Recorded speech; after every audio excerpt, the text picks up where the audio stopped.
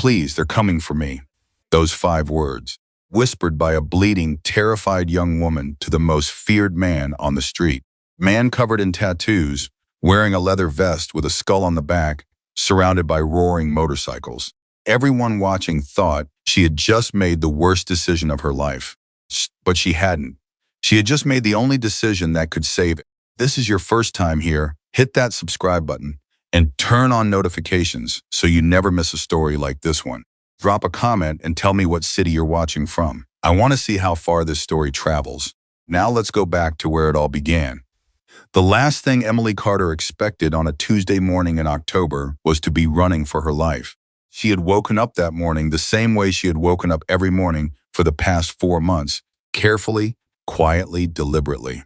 She had folded her sleeping bag. She had wiped her face with a damp cloth she kept in the front pocket of her backpack.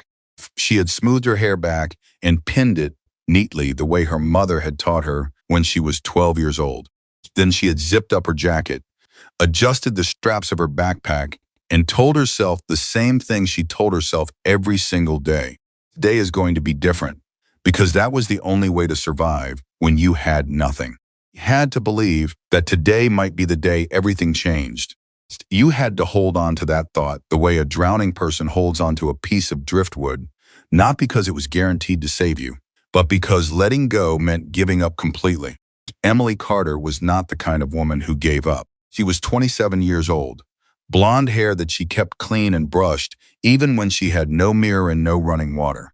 Blue eyes that her colleagues at the clinic used to say could make a panicking patient calm down just by looking at them. She was 5 feet 4 inches tall and 118 pounds, which was thinner than she had ever been in her life. She stood straight and she walked with purpose because she had decided a long time ago that losing her apartment did not mean losing herself.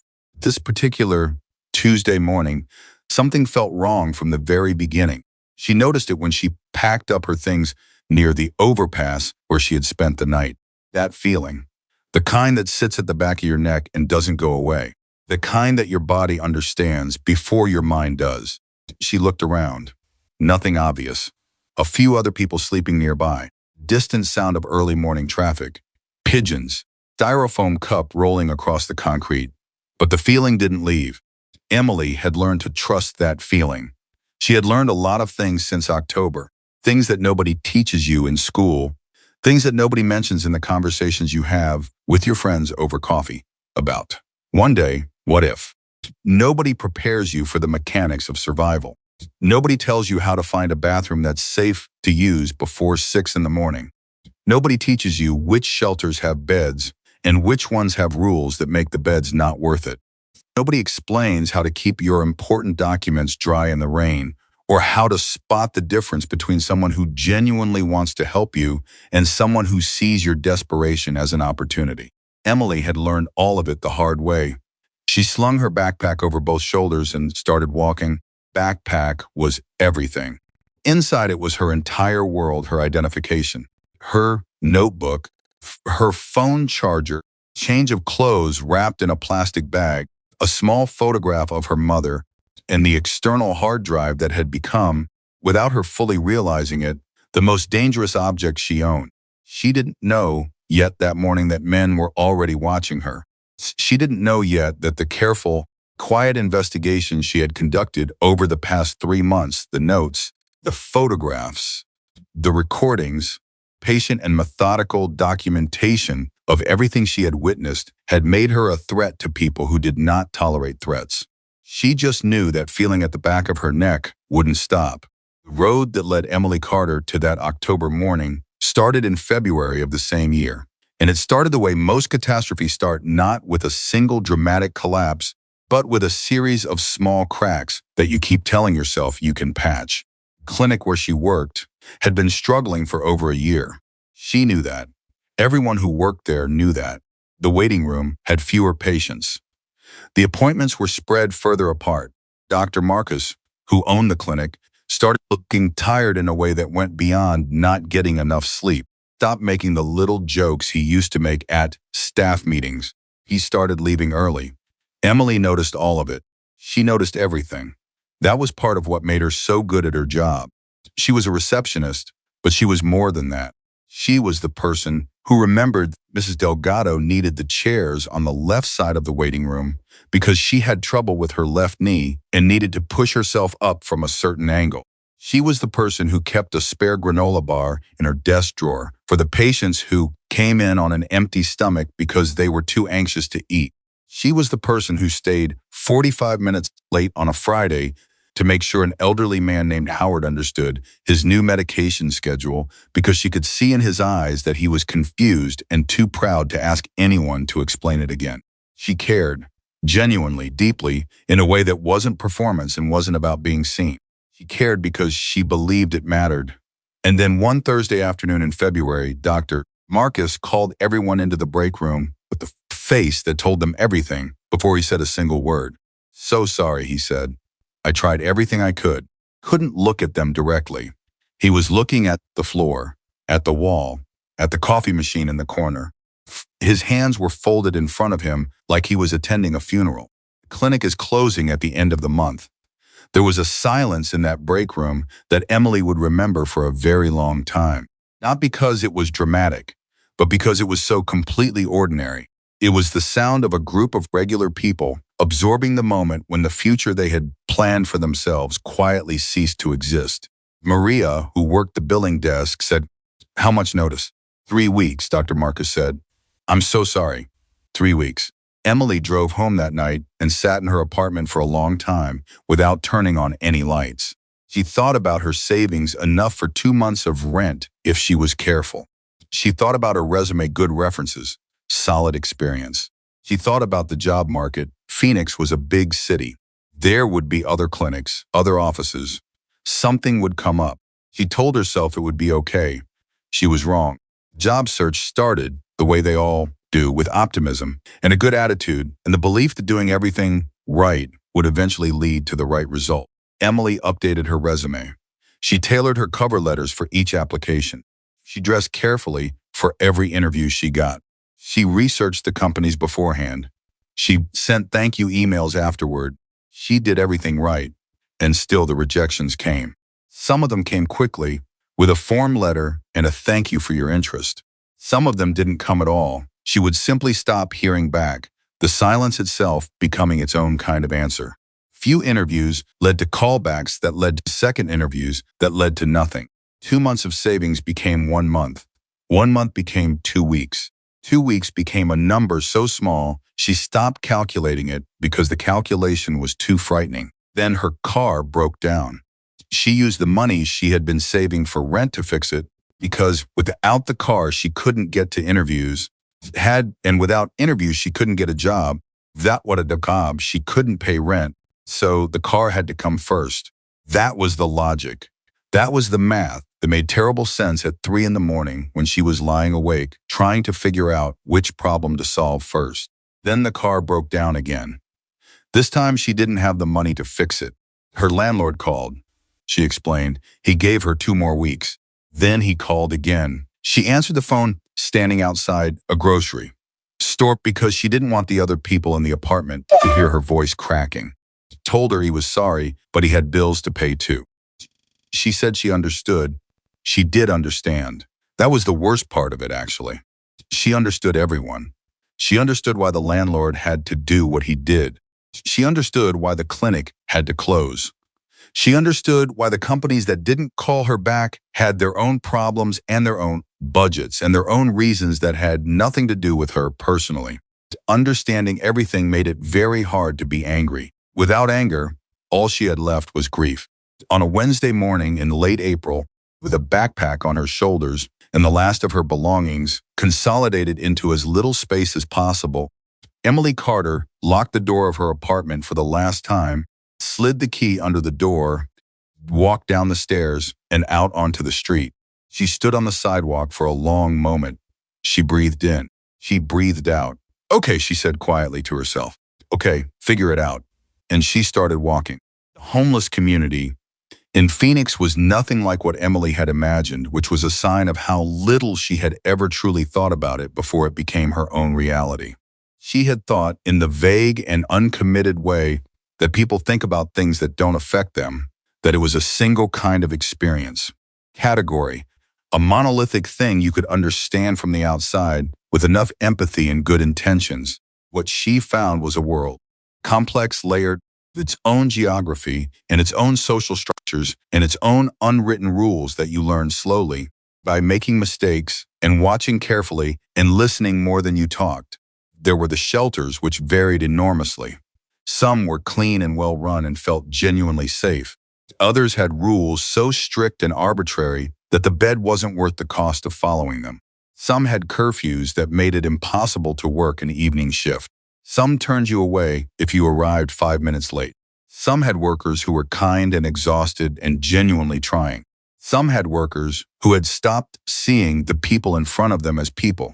There were the community kitchens and the churches and the charity organizations that set up donation tables in parks and parking lots on certain mornings. There were regulars who knew which corner had the best Wi-Fi signal and which gas station had a bathroom attendant who'd look the other way if you needed to use the sink. There were people who shared information freely and people who hoarded it like currency. There were friendships that formed fast in bonds, forged by shared circumstance that felt more honest than relationships Emily had maintained for years. There were, beneath all of it, darker things. Emily noticed the darker things because that was how she was built. She was a noticer. She always had been. It was the same quality that made her good at her job, the ability to register details that other people filtered out, to see patterns in things that looked random to someone who wasn't paying attention. She noticed that certain people who received help from the donation tables disappeared afterward. Not always, not everyone, but enough times that it stopped being coincidence. She noticed that certain men, always the same men, or men who seemed to be connected to the same central point, appeared regularly in the areas where the most vulnerable people gathered. They weren't aggressive about it. They were subtle. They would sit nearby. They would make conversation. They would offer cigarettes, small favors, seemingly inconsequential exchanges that nevertheless left the recipient feeling somehow indebted. She noticed that people who had previously been talkative and open became quiet and watchful after encountering these men. They stopped telling her where they were sleeping. They stopped asking for help. They flinched at questions that used to seem harmless. She told herself it wasn't her business. She had enough to worry about. She told herself that for almost 2 months. And then she met Robert Hayes, and everything changed. Robert Hayes was 62 years old, and he had the face of a man who had seen more of the world than he had ever wanted to see. Served in the Army for 22 years. He had been to places whose names Emily only recognized from news broadcasts and history books. He had done things he didn't talk about and survived things he didn't describe. When he came home the final time, he was 51 years old, and he had a wife waiting for him, and a small house in Tempe, and a plan for the next chapter. The wife died of cancer 18 months later. The grief was the kind that doesn't kill you, which Robert sometimes thought was the crueler outcome. He lost the house eventually, lost his way, lost several years to a bottle he picked up because it was the only thing that reliably made the silence bearable. He got sober genuinely, painfully, proudly sober at 58, but by then the damage was done. The savings were gone. The connections were frayed. He was starting over from almost nothing, which at 58 means starting over in a game where the rules have changed and the field isn't level, and most of the other players have decades of head start on you. But Robert was proud that quality had survived everything else that hadn't. He carried himself straight. He thanked people who helped him and declined things he felt he hadn't earned. He read whatever books he could find. He had opinions and he shared them thoughtfully, and he listened when other people shared theirs, which was rarer than you might think. Emily liked him immediately. She had started spending her Tuesday mornings near the community center on 3rd Street, where a church group distributed breakfast and where the conditions were clean and the workers were genuinely kind. Robert was there every Tuesday, sitting on the same bench, drinking his coffee with both hands wrapped around the cup the way you do when warmth is something you don't take for granted. Started talking the way people start talking when they're both sitting still in the same place and neither of them is pretending everything is fine. Honestly, without performance. You've been watching them, Robert said to her one Tuesday. Not a question. Emily looked at him. Watching who? He nodded. very slightly toward the far edge of the parking lot where two men were standing. They looked casual. They looked like they were just having a conversation. "They're not here for breakfast," Robert said. "Who are they?" Robert was quiet for a moment. He took a slow sip of his coffee. "People who noticed something I didn't notice fast enough," he said. Told her then, in a voice so flat and controlled that Emily understood it was the only way he could talk about it without losing composure, about the money he'd received 2 weeks earlier. Church worker had come by with envelopes. Private donations, she'd said, individual families who wanted to give directly to veterans. The envelope had contained $300. For Robert Hayes, $300 was not a small amount. $300 was the difference between a month with options and a month without them. He had been careful with it. He had planned how to use it. He had felt for the first time in a long time something that resembled stability. 4 days later, the men had found him. They had not been dramatic about it. That was the detail that stuck with Emily, how utterly undramatic it was. There were no weapons, no shouting, just two men who appeared in the right moment when Robert was alone and spoke to him in the careful, quiet tones of people who understand that the specific kind of threat requires no volume at all. They told him they knew about the money. They told him he had a choice. Robert Hayes, who had survived things that would have broken most people, who had chosen sobriety and dignity over the easier path, looked into the eyes of those two men and felt something he hadn't felt in a long time. Fear. Not the fear of physical danger, though that was there too. The deeper fear. The fear that comes from understanding that nobody will help you if you ask. The fear that you are invisible, that your suffering doesn't register. The world has decided you don't matter enough to protect. He gave them the money. Emily heard the whole story and kept her face very still because she could see that Robert needed her to be steady right now. She could see that he was telling her this because he needed someone to know, not because he expected anything to be done about it. When he finished, she put her hand briefly on his forearm. "Thank you for telling me," she said. He nodded once, looked back at his coffee. "Doesn't change anything," he said. "No," Emily said, "but it might." She said it quietly enough that she wasn't sure he heard her, but she had already made her decision. That night, Emily opened her notebook. It was a simple black notebook, college-ruled, the kind you can buy at any dollar store.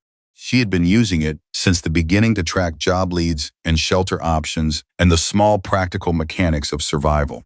She turned to a fresh page. At the top, she wrote 2 words. "Who are they?" And then she started writing down everything she had observed over the past 2 months. Every detail she had stored in the back of her mind without fully acknowledging why she was storing it. The men she'd seen near the donation sites, the days and times, the vehicles she'd noticed nearby, the people who had been there before and stopped coming back. She wrote for 3 hours. When she put the pen down, she had 4.5 pages of notes. She looked at what she had written. It wasn't proof of anything, not yet, but it was the beginning of a picture. And the picture, even this early, even with all its missing pieces, shape to it that made her stomach tighten. This wasn't random. This wasn't individual opportunism. There was organization here. There was planning. Someone was directing this operation, and they were directing it with a specific understanding of the community they were targeting, that homeless people are easy to exploit because they are easy to ignore, because no one expects them to fight back, because no one expects anyone to fight for them. Emily picked up her pen again. She wrote one more line at the bottom of the page. Someone needs to fight for them. She closed the notebook. She tucked it into the front pocket of her backpack. She lay down on her sleeping bag and stared at the ceiling of the shelter and listened to the quiet breathing of the other people around her. She thought about what Robert had said. Doesn't change anything. She thought about the woman who had worked the front desk of small medical clinic and stayed 45 minutes late on a Friday to make sure an old man understood his medication, not because it was required, but because she believed it mattered. Might, she whispered in the dark. It might. The investigation that Emily conducted over the next 8 weeks was, by any reasonable measure, extraordinary. She had no authority, no resources, no training in any relevant field. She had a notebook, a phone, with a cracked screen and a battery that needed to be nursed carefully through each day.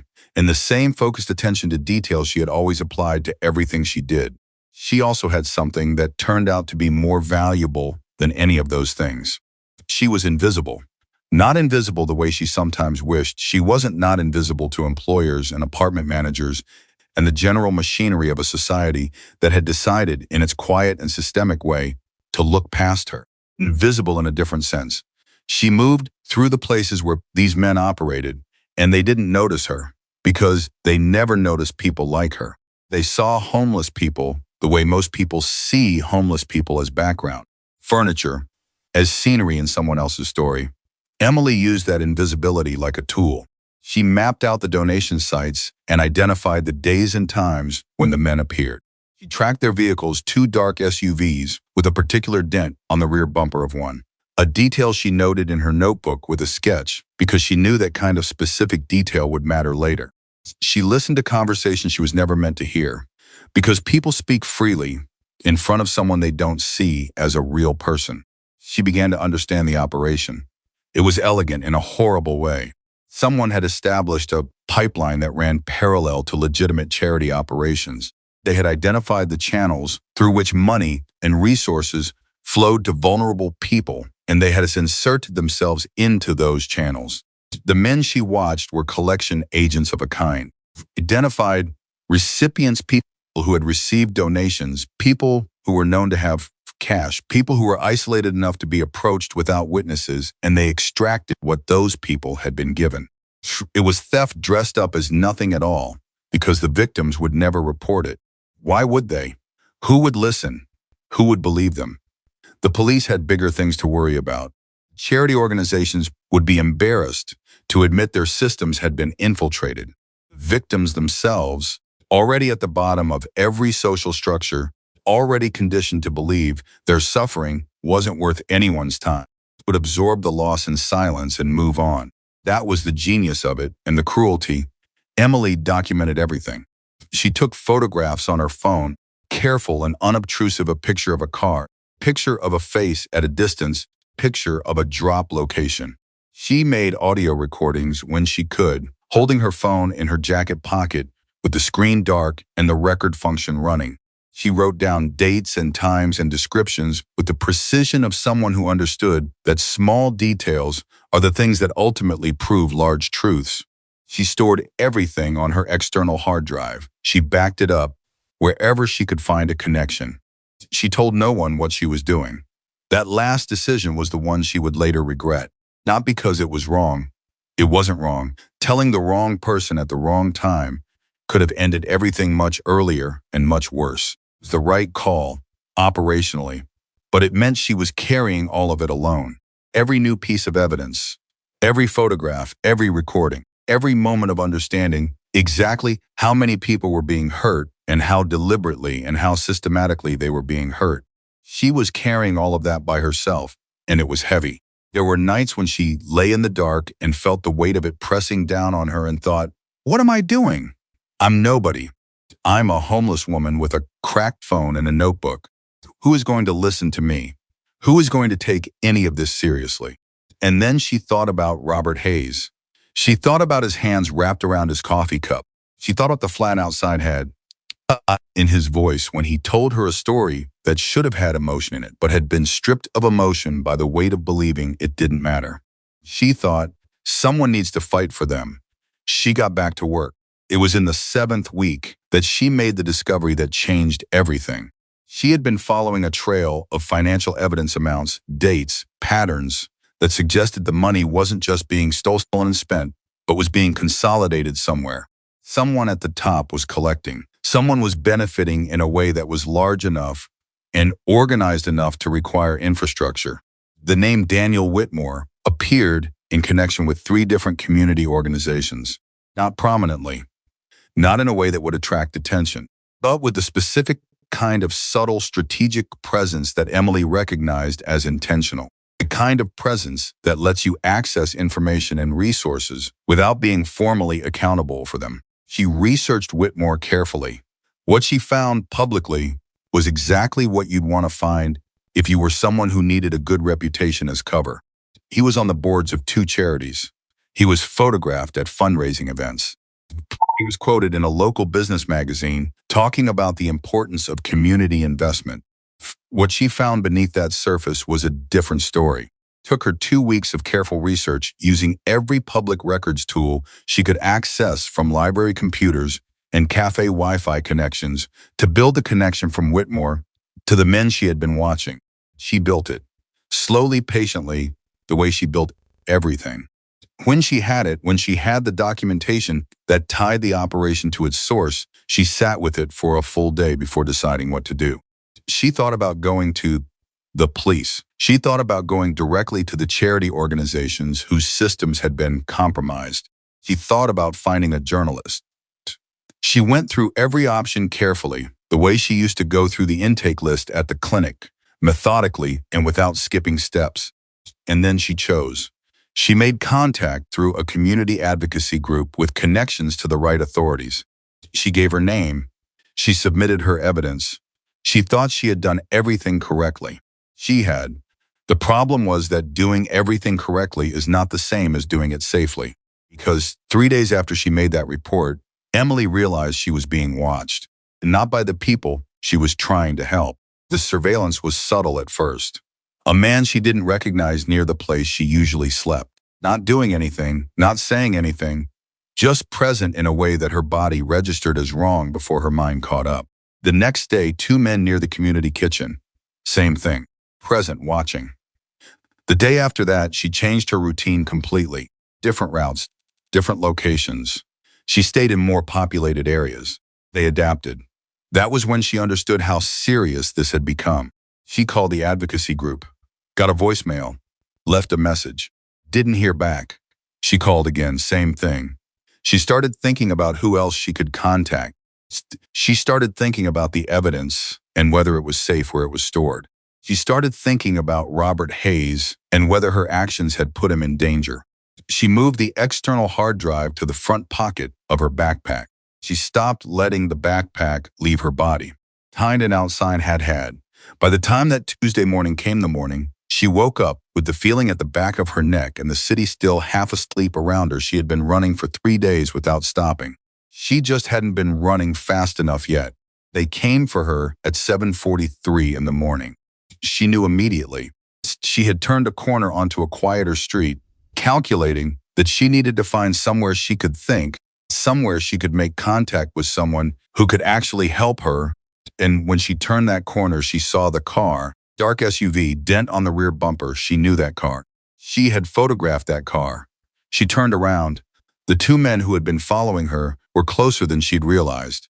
One of them said, calm voice, almost friendly, the particular kind of calm that is the opposite of reassuring. We just want to talk. Emily walked faster. There's nothing to be afraid of, the second man said. We just want to have a conversation. She ran. She heard them behind her, not sprinting, not panicking, the measured pace of men who were confident they didn't need to hurry. That confidence terrified her more than aggression would have. Aggression meant emotion. This was calculation. She ran through an alley, feet hitting the wet pavement hard, the backpack bouncing against her spine with every step, the precious contents of it slamming against her back like a reminder of what she was carrying and why she couldn't stop. She fell, hard. Her palms hit the ground first, then her knees, then her forehead caught the edge of something, a step, a curb. She didn't know, and she felt blood immediately, warm and immediate at her hairline. She got up, she didn't stop. Out of the alley, back onto a main street, she could hear them still coming, still steady, still patient. She looked ahead and she looked for anywhere, a store, a crowd, police car, anything, anyone who might be there, who might see her, and then she saw them, the motorcycles, a row of them, enormous and gleaming, parked outside a bar that didn't open until noon, but whose parking lot was already occupied by men who looked like they'd been there since the night before. Men in leather, men with tattoos that ran from their wrists to their necks, men with a kind of physical presence that rearranges the air around them, men with Hell's Angels on the backs of their vests. Emily's whole body told her to run in the other direction. Every instinct she had, every warning she'd ever been given, every story she'd ever absorbed about men like these, All of it screamed at her to find another option. She was bleeding. She was out of breath. The men behind her weren't stopping. The only other direction was back toward the car with the dented bumper. So Emily Carter, 27 years old, former receptionist, 4 months homeless, bleeding from a cut on her forehead with the most dangerous object she owned pressed against her spine, made the only choice she had left. She ran toward the man everyone feared. His name was Calvin Mercer. She didn't know that yet. She just knew he was the biggest person she could see, and he was standing closest, and she was out of time. She grabbed his arm. She looked up at him, the graybeard dark eyes, a face that had been weathered by decades of living hard, and she said the only thing she had the breath to say, "Please." She could barely get it out. "They're coming for me." Calvin Mercer looked down at the woman gripping his arm. He looked at the blood on her face. He looked at her eyes. Then he looked past her at the entrance of the parking lot, where 3 men had stopped walking. Calvin Mercer didn't say anything. He didn't have to. Just stepped forward 1 step, slow, deliberate, stood between Emily Carter and the men who had been chasing her.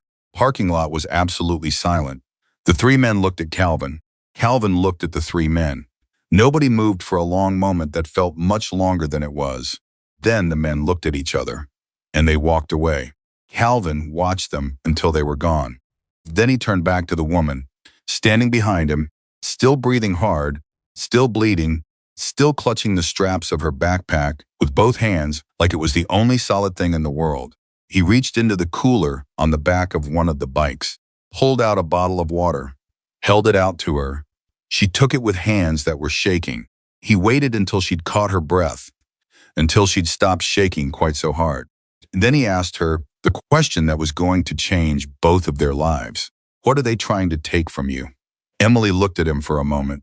Then she opened the backpack, and she told him the truth. Calvin Mercer had seen a lot of things in 56 years of living on the wrong side of what most people considered respectable. He had seen fights that ended badly and deals that ended worse. He had seen men who said they were loyal turn out to be anything but, and men who said nothing at all turn out to be the ones who showed up when it mattered. He had learned a long time ago not to trust appearances, not other people's, and not his own. He had never seen anything quite like what was in that backpack. Emily spread it out carefully on the hood of the nearest bike, the photographs, the printed documents, the pages from her notebook filled with her small, precise handwriting, and Calvin stood beside her and looked at it without saying a word. Read slowly. He was the kind of man who read slowly because he was actually reading, not scanning, not performing attention, genuinely taking in every word and letting it settle before moving to the next one. Behind them, the other members of the chapter were quiet. Few had drifted closer when the 3 men walked away, drawn by the particular tension that had hung over the parking lot during those silent seconds. Now they stood at a respectful distance, watching Calvin, waiting. Calvin turned a page, then another. Emily watched his face. She had learned in the past 4 months to read people quickly. It was a survival skill. You had to know fast whether someone meant what they said, whether the help being offered came with conditions attached, whether the kindness was real or a setup for something worse. She had gotten very good at it. What she saw on Calvin Mercer's face was not what she expected. She had expected skepticism. She had expected the particular kind of dismissiveness that powerful men apply to people they consider beneath their notice. She had, maybe in her most honest moments, expected something worse. She saw instead was anger. Not at her, not loud, not explosive, but a deep, settled, burning anger of the kind that lives in a person who has seen injustice often enough to recognize its specific shape immediately and to feel, every single time, the same visceral response to it. Turn the last page. He stood there for a moment with his hands flat on the hood of the bike, not moving. Then he said very quietly, "How long have you been collecting this?" 8 weeks, Emily said. By yourself, it wasn't a question. But she answered it anyway. Yes. Calvin looked up at her. While living on the street? Yes. He was quiet again. Then he said, "And you reported it 3 days ago, through a community advocacy group with connections to 2. Now they're chasing you." Yes. Calvin straightened up. He looked over at the man standing to his left, a broad-shouldered man in his late 40s, with close-cropped gray hair and the kind of stillness that suggested he had learned not to waste movement on things that didn't require it. His name was Danny Ruiz, and he had been with the chapter for 19 years. "You seeing what I'm seeing?" Calvin said. Danny stepped closer. He looked at the documents. He looked at the photographs. He looked at the pages of notes with their dates and times and vehicle descriptions. "Yeah," Danny said. He said it the way you say something when you already knew what you were going to say before you finished looking. "Whitmore," Calvin said. Danny's jaw tightened, just slightly. "You know him, I know of him," Calvin said. "Charity circuit, fundraiser guy. Always got a camera nearby when he's being generous." "You think it's him?" Calvin looked at the documents again. The name Emily had circled in red pen, surrounded by the careful web of connections she had drawn between it and everything else she'd uncovered. "Thinks she's got the documentation to prove it." Emily had been listening to this exchange with the focused attention of someone whose notations that the conversations happening around you are often more important than the ones directed at you. "You know who Daniel Whitmore is," she said. Calvin looked at her. "Small city," he said. "Everybody knows everybody. The question is whether everybody knows the same version of the same person." That sentence landed in Emily's chest with the specific weight of something important. "I need to get this to someone," she said. "Someone who can actually do something with it. The advocacy group isn't calling me back, and I don't know if that's because they're slow or because they've been compromised, and I can't—" She stopped. She made herself breathe. "I can't keep carrying this alone." Calvin looked at her for a long moment. "No," he said. "You don't have to." He said it simply, without drama, without the particular kind of emphasis that people put on things when they want credit for saying them. He'd said it the way you state a fact, and then he picked up one of the documents and handed it to Danny and said, "I want Marcus on this today. Call Bishop, he's got the contact at the county office." Danny took the document and was already on his phone before he turned away. Emily stood there and felt something move through her that was so unfamiliar after 4 months of its absence that it took her a moment to identify it. It was relief. Not the end of the problem, not safety, not yet. The men who had been chasing her were still out there. The operation she had uncovered was still running. Daniel Whitmore was still, presumably, sitting in whatever comfortable office he occupied, untouched and unaware that the carefully constructed walls around his operation were about to develop a crack he hadn't planned for. For the first time in 3 days, Emily was not alone with the weight of it. And that was enough to make her knees go slightly weak, which she covered by leaning against the bike beside her with what she hoped looked like casualness and not the structural compromise it actually was. Calvin noticed. He noticed the way a person notices things when they've spent decades paying attention to what people are actually doing as opposed to what they appear to be doing. "When did you last sleep?" he said. Emily considered lying. 3 days ago, properly." "When did you last eat?" She didn't answer that one. Calvin turned to the man standing nearest the bar entrance. "Tommy, get her something from inside." "I'm fine," Emily said immediately. "I didn't ask," Calvin said, not unkindly, just finally. Tommy went inside. Calvin turned back to Emily. "You got somewhere safe to be," he said. "I was managing. That's not what I asked." Emily looked at him. The gray beard and the leather vest and the tattoos that ran up both forearms in dense, complicated patterns. The dark eyes that were watching her with an attention she still wasn't entirely sure how to read. "No," she said, "not right now." Calvin nodded slowly. "Okay," he said. "We're going to fix that." And the thing was, the remarkable, impossible thing was, she believed him. She couldn't explain why. She had every reasonable, logical, well-documented reason not to believe him. She had been living in a world for 4 months that had stripped away most of her faith in immediate solutions and easy answers. A world that had taught her that help almost always came with conditions, and that trust was something to be extended very slowly and only after considerable evidence. She believed him. Maybe it was because he hadn't made a speech about it. He hadn't told her why she should trust him or listed his credentials or explained his intentions. Sign outside had. He had simply looked at the evidence of what she had done and the evidence of what was being done to her and responded the practical efficiency of someone who saw a problem and intended to address it. No performance, just action. Emily understood action. 4 months of being told to wait and fill out forms and be patient and trust the process and come back next week. Someone responding to crisis with immediate concrete movement felt like water after a long thirst. Tommy came back with a paper plate of food from inside the bar. He set it on the bike hood next to her without making anything of it. Emily looked at it for a moment, and then she picked up the fork and she ate because she was hungry and because pretending otherwise was a luxury she couldn't afford. Calvin gave her the space to do that without filling it with conversation. She appreciated that more than she could say. When she finished, she set the plate down. She looked at him. "Why are you helping me?" she said. Calvin considered the question the way he considered everything, without rushing it. "Because somebody should," he said. "That's not a reason." "Sure it is. There are a lot of people who should help and don't." "Yeah," Calvin said, "there are." He was quiet for a moment. "I grew up in a neighborhood where the people who were supposed to protect you were the last ones you called when something went wrong. You learned fast who actually showed up and who just talked about showing up." He looked at the documents still spread on the bike hood. "Somebody put together something like this." He gestured at Emily's months of work, by themselves with nothing, because they decided it mattered. "That's not nothing. That deserves a response." Emily looked at him. "You're not what I expected," she said. "Nobody is," Calvin said. "That's worth remembering." It was. She would remember it. Right now, there were more immediate things to deal with. "The men who were following me," she said, "they'll be back. They know what I have.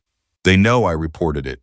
Whatever happens next happens fast, because once the investigation gets moving, their window to make this go away is small." Calvin's expression didn't change, but something in his posture settled into a different kind of readiness. "How many of them you figure there are? In the field? I mean, directly." Emily thought about it. She pulled her notebook out of the backpack and flipped to a specific page. "I identified 5 regular operatives. There are probably more I didn't see. SUVs, 2 of them. They rotate drivers, but the vehicles are consistent. Whitmore, he's insulated. That's the design. The men I documented, they're 2-3 steps removed from him. That's the challenge. The evidence I have establishes the pattern and connects him circumstantially through the financial trail and the organizational links. But it's not a direct witness to him giving an order." Calvin looked at her with what might, on another face, have been something close to impressed. On Calvin Mercer's face, it looked more like recognition. "You know how investigations work," he said. "I watch a lot of documentaries," Emily said. He almost smiled, almost. "The county contact bishops reaching out to he's solid, not political. He's been trying to build a case on Whitmore for 2 years, but he's been working without inside documentation. What you've got." Calvin paused, choosing his next words carefully. "What you've got could be exactly what makes the difference." Emily felt the weight of that, the months of cold nights and careful work, and the particular loneliness of being the only person who knew what you knew, all of it pulling together into this specific moment. "I need it to count," she said. Her voice was steady. "People he's been targeting, they've already lost so much.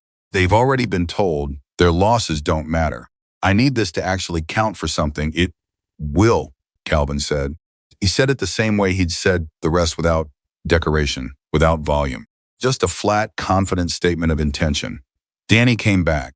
He spoke quietly to Calvin, turning slightly away from Emily in the instinctive way of people conducting business conversations.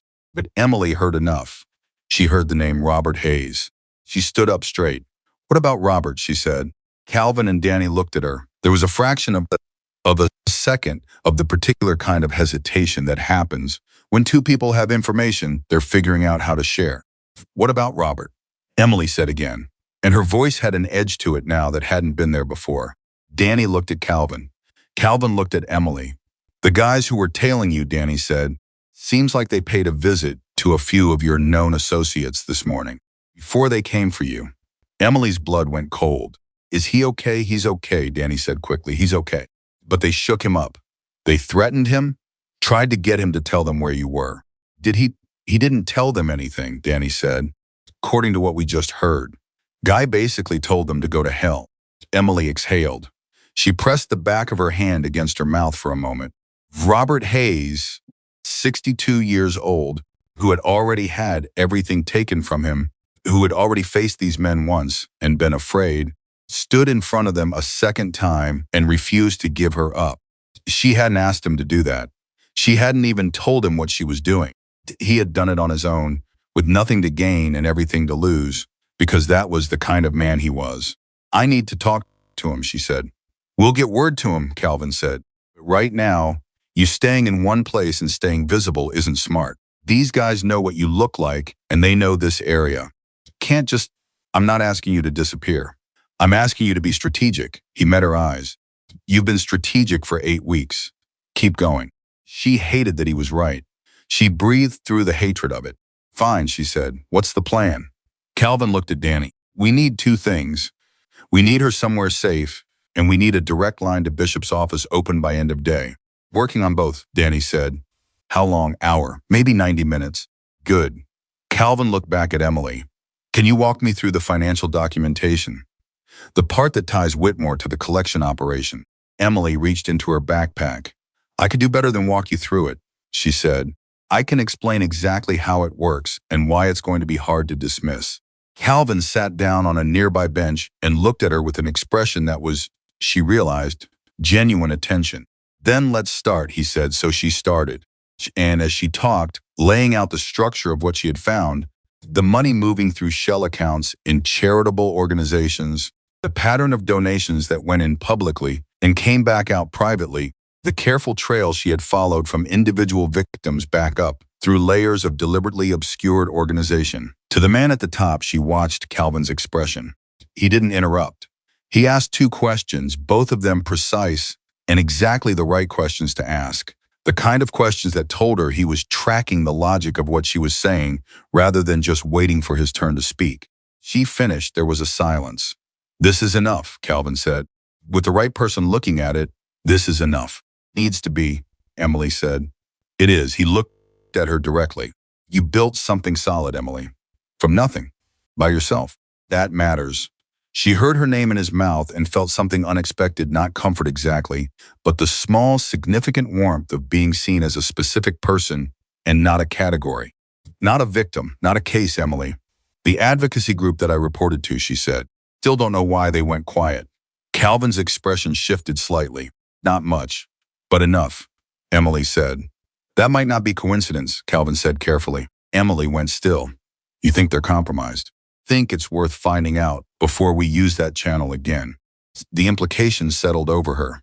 She thought about it, the timing of the silence, the way the surveillance on her had intensified so specifically after she'd submitted her report, as if someone who received that report had passed the information in exactly the wrong direction. The advocacy group is compromised, she said slowly. Then Whitmore knows everything I submitted. He knows exactly what I have, yes. Which means he knows the strongest parts of the evidence. He knows what his exposure is, yes. Which means he's not just trying to scare me off. She looked at Calvin, trying to make the evidence disappear. With me still attached to it, Calvin held her gaze. He didn't soften it. He didn't tell her she was wrong or that she was overreacting. Yeah, he said quietly. That's what I think too.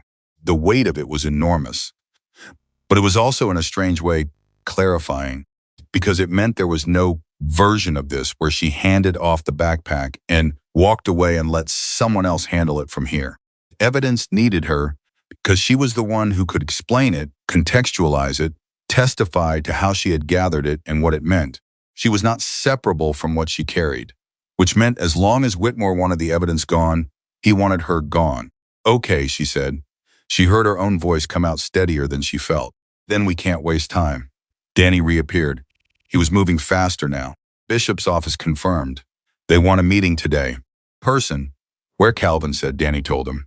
Calvin looked at Emily. You up for this? Emily Carter, 27 years old, bleeding from a cut that had started to crust over at her hairline, running on no sleep and the food she'd just eaten for the first time in over a day, carrying 8 weeks of evidence of something that powerful people were willing to commit serious crimes to keep hidden. Look back at Calvin Mercer. I've been up for this for 8 weeks, she said. Something moved across Calvin's face. It wasn't a smile. It was something more internal than that. Something that looked, for just a moment, like it might be pride in a stranger. He stood up. He looked at Danny. Let's move, he said. Danny was already moving. Calvin looked at Emily one more time. Stay close, he said. Don't let go of the backpack. I haven't let go of it in 3 days, Emily said. Good habit, he said. Keep it. They moved. And as they did, as Emily fell into step beside a man she hadn't known existed 3 hours ago, surrounded by people who had no obligation to help her, and had chosen to anyway, she thought about Robert Hayes sitting on his bench on Tuesday mornings with his coffee and his dignity and his flat, controlled voice describing what had been done to him. She thought about what she had told him. It might. She had promised him quietly, without even being sure he'd heard her, that the truth might change something. She had made that promise to a man who had stopped believing in promises, made it from the absolute bottom of her own resources, with nothing backing it up except her own stubborn refusal to accept that the suffering she had witnessed didn't matter. She was going to keep that promise, whatever it cost. The city moved around them as they walked, indifferent and alive, and full of the ordinary noise of a morning that most people would remember as ordinary. Somewhere in it, Daniel Whitmore was still going about his day, still maintaining the careful performance of a man who gave to his community and expected nothing in return. Didn't know yet that the performance was almost over. Didn't know yet that a 27-year-old woman with a cracked phone and a notebook and 8 weeks of invisible, patient, painstaking work had built the thing that was going to bring it down. He didn't know, but he was about to find out. Emily tightened both hands on the straps of her backpack. She kept walking. The drive took 22 minutes. Emily knew because she counted. Not obsessively, not the way you count when panic is driving the numbers, but deliberately, the way she had learned to measure everything since October. Time was a resource. Distance was information. Every detail was a data point, and data points were the only currency she'd had for the past 8 weeks that nobody could take from her. She sat in the back seat of Danny's truck with her backpack on her lap and her hands flat on top of it. Calvin rode up front. Nobody spoke much, which she appreciated. She had been around enough people in the past 4 months who filled silence with words that didn't mean anything. Words that were really just the sound of their own discomfort being managed out loud. Calvin's silence was different. It was the silence of someone who understood that not every moment required commentary. She used the 22 minutes to think. The advocacy group, that was the thing she kept coming back to. She had chosen them carefully, or she had thought she was choosing carefully. They had a solid reputation. They had community connections. They had done real work for real people over several years. She had not chosen them randomly or desperately. She had researched them the same way she had researched everything else. Someone inside that organization, or someone with access to that organization's intake reports, had taken the information she submitted and moved it in exactly the wrong direction. Timing was too precise to be coincidence. She had submitted on a Thursday. By Saturday morning, the surveillance on her had intensified to the point where she couldn't ignore it. 2 days. That was how long it took for her report to become a liability instead of a solution, which meant one of two things. Either someone inside the advocacy group was connected to Whitmore operation directly, or someone inside it had been careless with information in a way that Whitmore's people had been able to exploit. She didn't know which was worse. Corruption was a cleaner enemy. Carelessness was harder to predict. She filed that away. Mattered, but it was a problem for a later moment. Right now, the meeting mattered. Danny pulled the truck to a stop. "We're here," he said. The building they entered was unremarkable, in the precise way that certain official spaces are unremarkable, deliberately, functionally, with the specific aesthetic of a place that wants to communicate that no money was wasted making it attractive. County government building, clean, institutional fluorescent lit in the hallways. The man waiting for them in the small conference room was named Agent Paul Reyes. He was 44 years old, compact, with a methodical quality about his movements that reminded Emily of her own habits. He was the kind of person who had already read the room before he entered it. He stood when they came in, and he looked at Emily first, not at Calvin, told her immediately that Danny had communicated accurately about who this meeting was actually about. "Carter," he said, "I've been hoping to talk to you for about 2 years. Emily stopped. 2 years, Reyes gestured at the chairs. "Sit down, please." He waited until they had. He had a folder open in front of him, but he wasn't looking at it. He was looking at Emily. Daniel Whitmore has been on our radar since 2022. We've had indicators, suggestions, circumstantial threads, but nothing that built into a prosecutable case. Every time we got close to something solid, the trail went cold. He paused. We believe that's because he has at least one contact inside county regulatory systems who alerts him when inquiries get too specific. Inside the system, Emily said. She felt something shift in her understanding of the scope of what she'd walked into. We believe so. We haven't identified who. Reyes looked at the backpack on her lap. What do you have? Emily put the backpack on the table. She took out the external hard drive first, then the notebook. Then the photograph she'd printed at a library 3 weeks ago, back when she was still thinking about this as something she might be able to handle through normal channels. She laid it all out in front of Reyes the same way she had laid it out on the hood of Calvin's bike, and she watched his face the same way she had watched Calvin's face. Where Calvin had shown anger, Reyes showed something closer to hunger. Specific alertness of someone who has been working toward a thing for a long time and suddenly sees it become real. Picked up the notebook. He read it with the same slow thoroughness Calvin had applied. He asked one question about a date notation on the third page, and when Emily explained it, he made a small sound that was almost satisfaction and kept reading. When he finished with the notebook, he picked up the photographs. When he finished with the photographs, he sat back and looked at the ceiling for approximately 4 seconds. Then he looked at Emily. You did this in 8 weeks, he said. Yes, while living on the street. Yes, without resources. Without backup. Without anyone knowing what you were doing. Correct. Reyes was quiet for a moment. Then he said, Financial trail, you've documented the shell, routing through the Henderson Foundation and the secondary path through the Westside Community Coalition that corresponds to transaction patterns we flagged 18 months ago but couldn't explain without inside knowledge of the operation. He tapped the notebook. You've explained it. Emily felt the significance of that land. 18 months. They had been looking at those numbers for 18 months and couldn't make sense of them, and she had spent 8 weeks watching from the ground level and built the context that made the numbers mean something. There's more on the drive, she said. Audio recordings. 7 of them. The clearest one is from 4 weeks ago, a conversation between 2 of the collection operatives I identified. Don't use Whitmore's name directly, but they reference the person they report to in a way that, combined with the organizational documentation, is going to be difficult to argue away. Reyes looked at her with an expression that she couldn't entirely read, but that felt underneath its professional composure, something like awe. Carter, he said, I need to ask you something important, and I need you to answer it honestly. Try, Emily said. Are you willing to testify? In a formal proceeding, on the record, knowing that Whitmore's attorneys will do everything they can to discredit you, including focusing on your current circumstances. The room was very quiet. Calvin, who had sat through the entire exchange without speaking, shifted slightly in his chair, not intervening, just present. Emily thought about Robert Hayes and the flatness in his voice.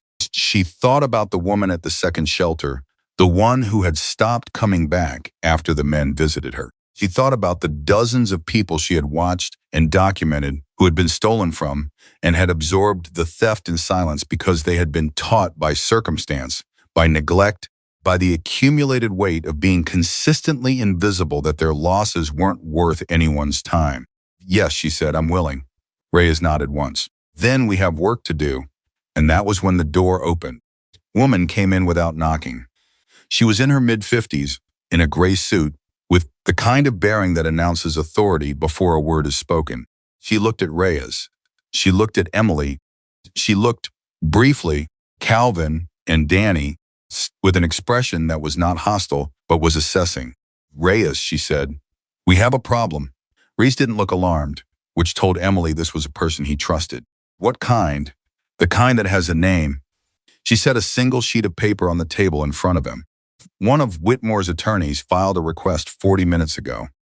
They're claiming that an individual matching Ms. Carter's description was involved in unauthorized photography and activities targeting private citizens, trying to get ahead of any evidence she's brought in by poisoning the legal water. Emily went cold, then hot, then cold again. They moved fast, Calvin said quietly. It was the first thing he'd said since they sat down. The woman in the gray suit looked at him. And you are? Someone who was there this morning when 3 of Whitmore's people were chasing her through a parking lot, Calvin said. So I'm a witness. If that's useful. The woman looked at him for a moment longer than the question required. Then she looked at Reyes. Is that accurate? I haven't taken his statement yet, Reyes said. But I have no reason to doubt it. My name is Linda Marsh, the woman said to the table generally. I'm a prosecutor with the county DA's office. I've been attached to the Whitmore investigation for 14 months, and in 14 months this is the most significant development we've had. She looked at Emily. I need to know everything, Miss Carter. Everything you have, everything you saw, and everything that happened this morning, because we are now in a race, and they have a head start. Emily had been running since 7:43 in the morning. She was tired. Her head hurt where she'd cut it on the pavement. Her hands had stopped shaking, but only because she'd run through the adrenaline and out the other side into the particular exhaustion that lives past it. She sat up straight, and she opened her notebook to the first page, and she started talking. She talked for 40 minutes without stopping. Reyes took notes. Marsh listened without interrupting, which Emily recognized as the practiced discipline of someone who knows that interruptions in the middle of a detailed account cause witnesses to lose threads they don't always recover. She was letting Emily build the picture in full before asking anything. Calvin sat with his arms folded and his face neutral, but Emily could feel peripheral awareness she'd developed for reading rooms, that he was tracking every word with the same close attention he'd given everything else since that morning. Emily finished. Marsh was quiet for a moment. Advocacy group, she said. Which one? Emily told her. Marsh looked at Reyes with an expression Emily couldn't fully decode. What? Emily said. Marsh made a decision Emily could see her make it. The slight shift in posture that happens when someone chooses transparency over caution. Director of that organization has been a known associate of Whitmore's for several years. Social connections, initially. We didn't flag the advocacy group itself as compromised because the association seemed casual. We may have underestimated the relationship. The room absorbed that. So when I submitted my report, Emily said slowly, it went directly to someone who told Whitmore exactly what I had. Here's so, Marsh said. I'm sorry. Don't apologize, Emily said. Just tell me it doesn't compromise the investigation. The evidence you've brought us was gathered independently and prior to your submission. The submission doesn't taint the evidence. What it does, Marsh paused, is tell us that Whitmore has known for 3 days exactly what you have on him, which explains the escalation this morning. He sent those men to get the backpack, Emily said, or to make sure you couldn't deliver it to anyone, Marsh said. She said it directly, without softening it, which Emily appreciated. She did deliver it, Calvin said. His voice was flat and final. To the right people this morning. Marsh looked at him. Yes, she said, she did. So what happens now, Calvin said. Marsh looked at the evidence on the table. At the notebook, the photographs, the hard drive. 8 weeks of work built from nothing by a woman with no resources and no safety net and no guarantee that any of it would matter. Now, she said, we move. Today, we don't wait. The moment Whitmore's attorney filed that request, the clock started running and I am not going to let him set the terms of this. She looked at Emily. Are you secure? Do you have somewhere safe? Emily started to answer, and Calvin spoke at the same time. She does, he said. Emily looked at him. You're not going back out there alone, he said simply. That's not a debate. She wanted to push back. She felt the familiar resistance rise up, the same resistance that had made her say, I'm fine, when she was handed food. The same resistance that accepting help meant admitting vulnerability, and admitting vulnerability meant being exposed. Resistance had kept her upright through 4 months of a situation that would have put other people on the ground. But it was also, she was beginning to understand a habit that sometimes worked against her. She breathed through it. Okay, she said. Calvin nodded once. Marsh started issuing instructions to Reyes, rapid, precise, the staccato rhythm of someone who had been waiting for this moment and had the next 20 steps already mapped in her head. Protective arrangement for the witness. Formal statement to be taken in full this afternoon. warrant preparation to begin immediately based on the evidence already in hand. The advocacy group to be quietly flagged. Emily listened to all of it and felt the strange double sensation of being both central to everything that was happening and completely peripheral to the machinery of it. She had built the foundation. Now, other hands were going to construct the building on top of it, and she had to trust those hands, even though trust was a muscle she'd had to rebuild from near zero over the past several months. But then something happened that she wasn't prepared for. Reyes's phone buzzed on the table. He looked at it. His expression changed, not dramatically, not the kind of change that announces itself, but the particular small shift that happens when a person absorbs information they weren't expecting. Looked at Marsh. The second SUV, he said. The one with the dented bumper that Emily documented. Emily sat forward. What about it? Reyes hesitated. And in the hesitation, Emily read the answer before he gave it. It was found this morning. Reyes said carefully. Abandoned. About 6 blocks from the parking lot where the 3 men approached you. Abandoned, Emily repeated. Cleaned out, no plates. No identifying materials. Reyes looked at her. Whoever was in that vehicle moved quickly after things didn't go as planned this morning. They're covering tracks, Marsh said. Not alarmed. Focused, which means they anticipated failure, Calvin said. He said it with the particular insight of someone who understands tactical thinking because he has spent his life in environments where tactical thinking is a survival tool. They didn't send those 3 men expecting them to succeed. They sent them as a first attempt knowing it might not work. And they already had a contingency running in parallel. Marsh looked at him with genuine attention. Explain that. Those 3 men had grabbed the backpack and gotten out clean. The SUV stays. No need to sanitize. The fact that it was already cleaned and dumped before those men even walked away from the parking lot means someone else was watching the whole thing from further back. And the moment they saw it wasn't going to work, they hit the contingency immediately. Calvin looked at Emily. They're not operating scared. They're operating organized. Emily felt the chill of it because he was right. She had documented the organization. She had built the evidence of how methodically Whitmore's operation was structured.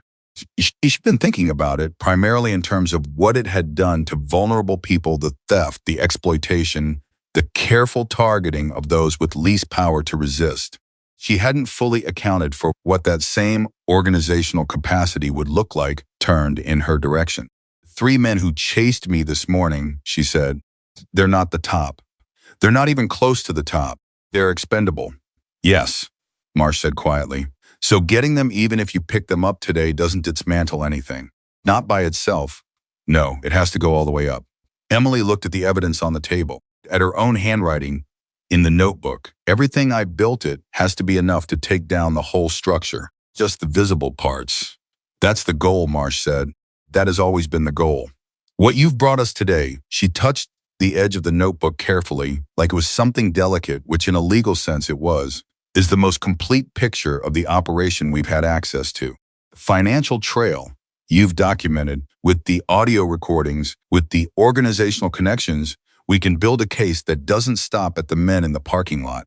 How long? Calvin said. Marsh looked at him. To do this correctly, to build something that holds up and doesn't get dismantled on a technicality or collapsed by a well-paid defense team. Weeks, possibly longer. And in the meantime, Whitmore knows exactly what we have, Emily said. Yes, and he has a contact inside county systems. We're working on identifying and isolating that contact today. He has the organizational capacity to run contingencies in real time. Yes, Marsh said. So, what stops him from doing something in the next 24 hours that makes all of this harder? The question sat in the room. Marsh and Reyes exchanged a look. It was the look of 2 people who are managing a situation in real time and are aware of the gap between what they want to be able to promise and what they can actually guarantee. We move as fast as we safely can, Marsh said, and we protect you. I'm not only worried about me, Emily said. Her voice came out sharper than she intended, but she didn't pull it back. Robert Hayes is out there. The people I documented are out there. If Whitmore decides the best move right now is to clean house to get to his own people before they can be interviewed, to pressure anyone who might be a witness. We're aware of that risk, Reyes said. Are you moving on it? We are today. Yes, Ray said firmly, today. Emily held his gaze for a moment. Then she nodded. She had to choose to believe it. She chose. Calvin leaned forward slightly. The man she mentioned, Robert Hayes, veteran. He's been directly targeted twice by Whitmore's people. He's a witness whether he knows it yet or not. We'll need to speak with him, Marsh said. I can get to him, Calvin said. Marsh looked at him with the same assessing attention she'd been applying to everything. You're willing to do that? I'm already doing it, Calvin said. Been doing things like it for 20 years. We look after people in our community. That's not charity, that's just how it works. Something moved across Marsh's face. Not surprise exactly, more like a recalibration. The specific cognitive adjustment of someone updating an assumption they didn't realize they were making. All right, she said. Then let's talk about how we coordinate this so we're not working against each other. So they did. For the next 2 hours in that small fluorescent-lit conference room that smelled like stale coffee and institutional carpet, Emily Carter and Calvin Mercer and Linda Marsh and Paul Reyes built a plan. It was not a perfect plan. Plans built under time pressure and incomplete information never are. But it had the coherence of something put together by people who understood what was at stake and were willing to act instead of waiting for ideal conditions that were never going to arrive. Emily gave her full formal statement, every detail, every date, every observation. She spoke with the same precision she had applied to her notebook, and Reyes recorded it, and at certain points, Marsh asked clarifying questions that told Emily she was paying attention to the same threads that mattered. Somewhere in the second hour, a second person came into the room, a younger man, early 30s, who was introduced as a financial crimes analyst. Sat next to Reyes and opened a laptop and began cross-referencing Emily's financial documentation against databases that Emily didn't have access to. 20 minutes, he said something quietly to Reyes that made Reyes put down his pen and sit back in his chair with an expression that was controlled but resonant. What? Emily said. Reyes looked at Marsh. Marsh nodded. The Henderson Foundation, Reyes said. The one you identified as a shell routing point. Just cross-referenced your documentation against IRS filing patterns. He paused. There are 4 additional organizations following the same routing pattern that you didn't identify in your research. Which means the operation is larger than what you were able to observe from the ground. Emily absorbed that. She thought about the 8 weeks.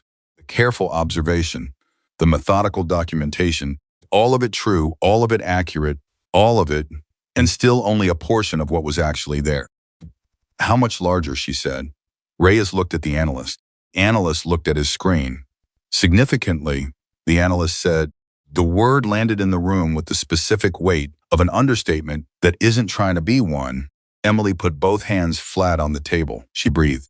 She thought about the people she had watched, the ones she had documented, dozens of individual losses she had recorded in her notebook with their dates and amounts, and the faces she had committed to memory because she believed they mattered even when no one else seemed to. If the operation was significantly larger than what she had observed, then the number of people hurt by it was significantly larger than the number she could account for. There were people she hadn't seen, places she hadn't been, absorbing losses she couldn't document, the same silence that Whitmore's entire system was designed to rely on. Throat tightened. Calvin, sitting beside her, said nothing. She felt him shift slightly, not away, but closer. Small, unannounced solidarity of someone who understands that certain moments don't need words. Then it's bigger than I thought, Emily said. Her voice was steady. She made it steady. That doesn't change what we do. Just means what we do needs to reach further. Marsh looked at her with something that wasn't pity and wasn't distance, but was somewhere in the territory of recognition. The recognition of one person who has been doing hard work for a long time for another person who has been doing hard work under impossible circumstances. Will, Marsh said, with what you've built, combined with what we now have access to, it will. Emily nodded. Outside the building, the city was going about its day. People were making phone calls and buying coffee and driving to ordinary places for ordinary reasons. Daniel Whitmore was somewhere in that city, probably also going about his day, making the calculations that powerful people make when they feel a threat closing in but haven't yet determined how serious it is. He was about to find out how serious it was. Emily Carter who had started the day bleeding in a parking lot, who had spent 4 months being told by circumstance that she didn't matter, who had built something remarkable from nothing, and run toward the one person she was most afraid of because she was out of other choices. Emily Carter sat in a government conference room and understood, for the first time since February, that she was not running anymore. She had stopped running. She was standing still. The things on outside had, and the thing she had been carrying, the evidence, the truth, the documented proof of what had been done to people who everyone else had decided to ignore, was now in the hands of people who had the authority and the will to do something with it. She had done her part. What came next was harder than running. What came next was waiting and trusting and holding on to the belief that the work she had done would be enough. She picked up her notebook. She opened it to a fresh page. At the top, she wrote the names of every person she had documented, every victim, every person whose loss she had recorded in her small, precise handwriting. She wrote 23 names. She looked at them. Then she closed the notebook, put it in her backpack, and settled in for the long work of making sure every single one of them got the answer they were owed. The safe house was a modest place owned by a retired school teacher named Gloria, who was 68 years old and had been quietly connected to Calvin's chapter for 11 years through a series of small kindnesses exchanged over time that had grown into the kind of trust that doesn't require explanation. Gloria didn't ask many questions. She made Emily a cup of tea, pointed her toward a bathroom with clean towels, said, "You look like someone who needs 4 hours of horizontal time before she does anything else useful." Then she closed the door and left Emily alone, which was exactly the right thing to do. Emily sat on the edge of the bed. She hadn't sat on a real bed in 4 months. The sensation was so ordinary and so enormous, at the same time that she had to breathe through it carefully, the way you breathe through things that threaten to break the composure you've been holding together with both hands for longer than should be possible. She set the backpack on the floor beside her. She looked at it for a moment, the worn straps, the zipper she'd reinforced with a safety pin 3 weeks ago when it started to give, the small bleach stain on the left side from the night she'd tried to clean it in a shelter sink. Everything she was, and everything she had, and everything she was fighting for, consolidated into one worn bag that she'd refused to let go of for 72 consecutive hours. She lay down. She was asleep in under 2 minutes. She dreamed about the clinic, about Mrs. Delgado and the chairs on the left side of the waiting room, about Howard, the elderly man who hadn't understood his medication schedule, about ordinary things. Tuesday mornings and coffee that someone else made, and the particular satisfaction of a waiting room that ran on time. She woke up 3 hours and 40 minutes later to the sound of voices downstairs. She was on her feet and had her hand on the backpack before she was fully conscious.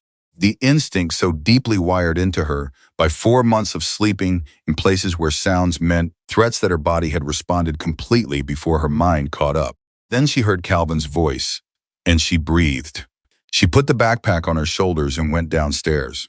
Calvin was at Gloria's kitchen table with Danny, and a third man Emily hadn't met yet, younger, maybe 35, with the kind of focused energy of someone who moves fast by default and is currently making himself sit still by effort of will. He was introduced to her as Marcus Webb, and Calvin said simply, "He's been in Whitmore's community network for 3 years. He knows things we don't." Emily sat down across from Marcus. She looked at him directly. "What do you know?"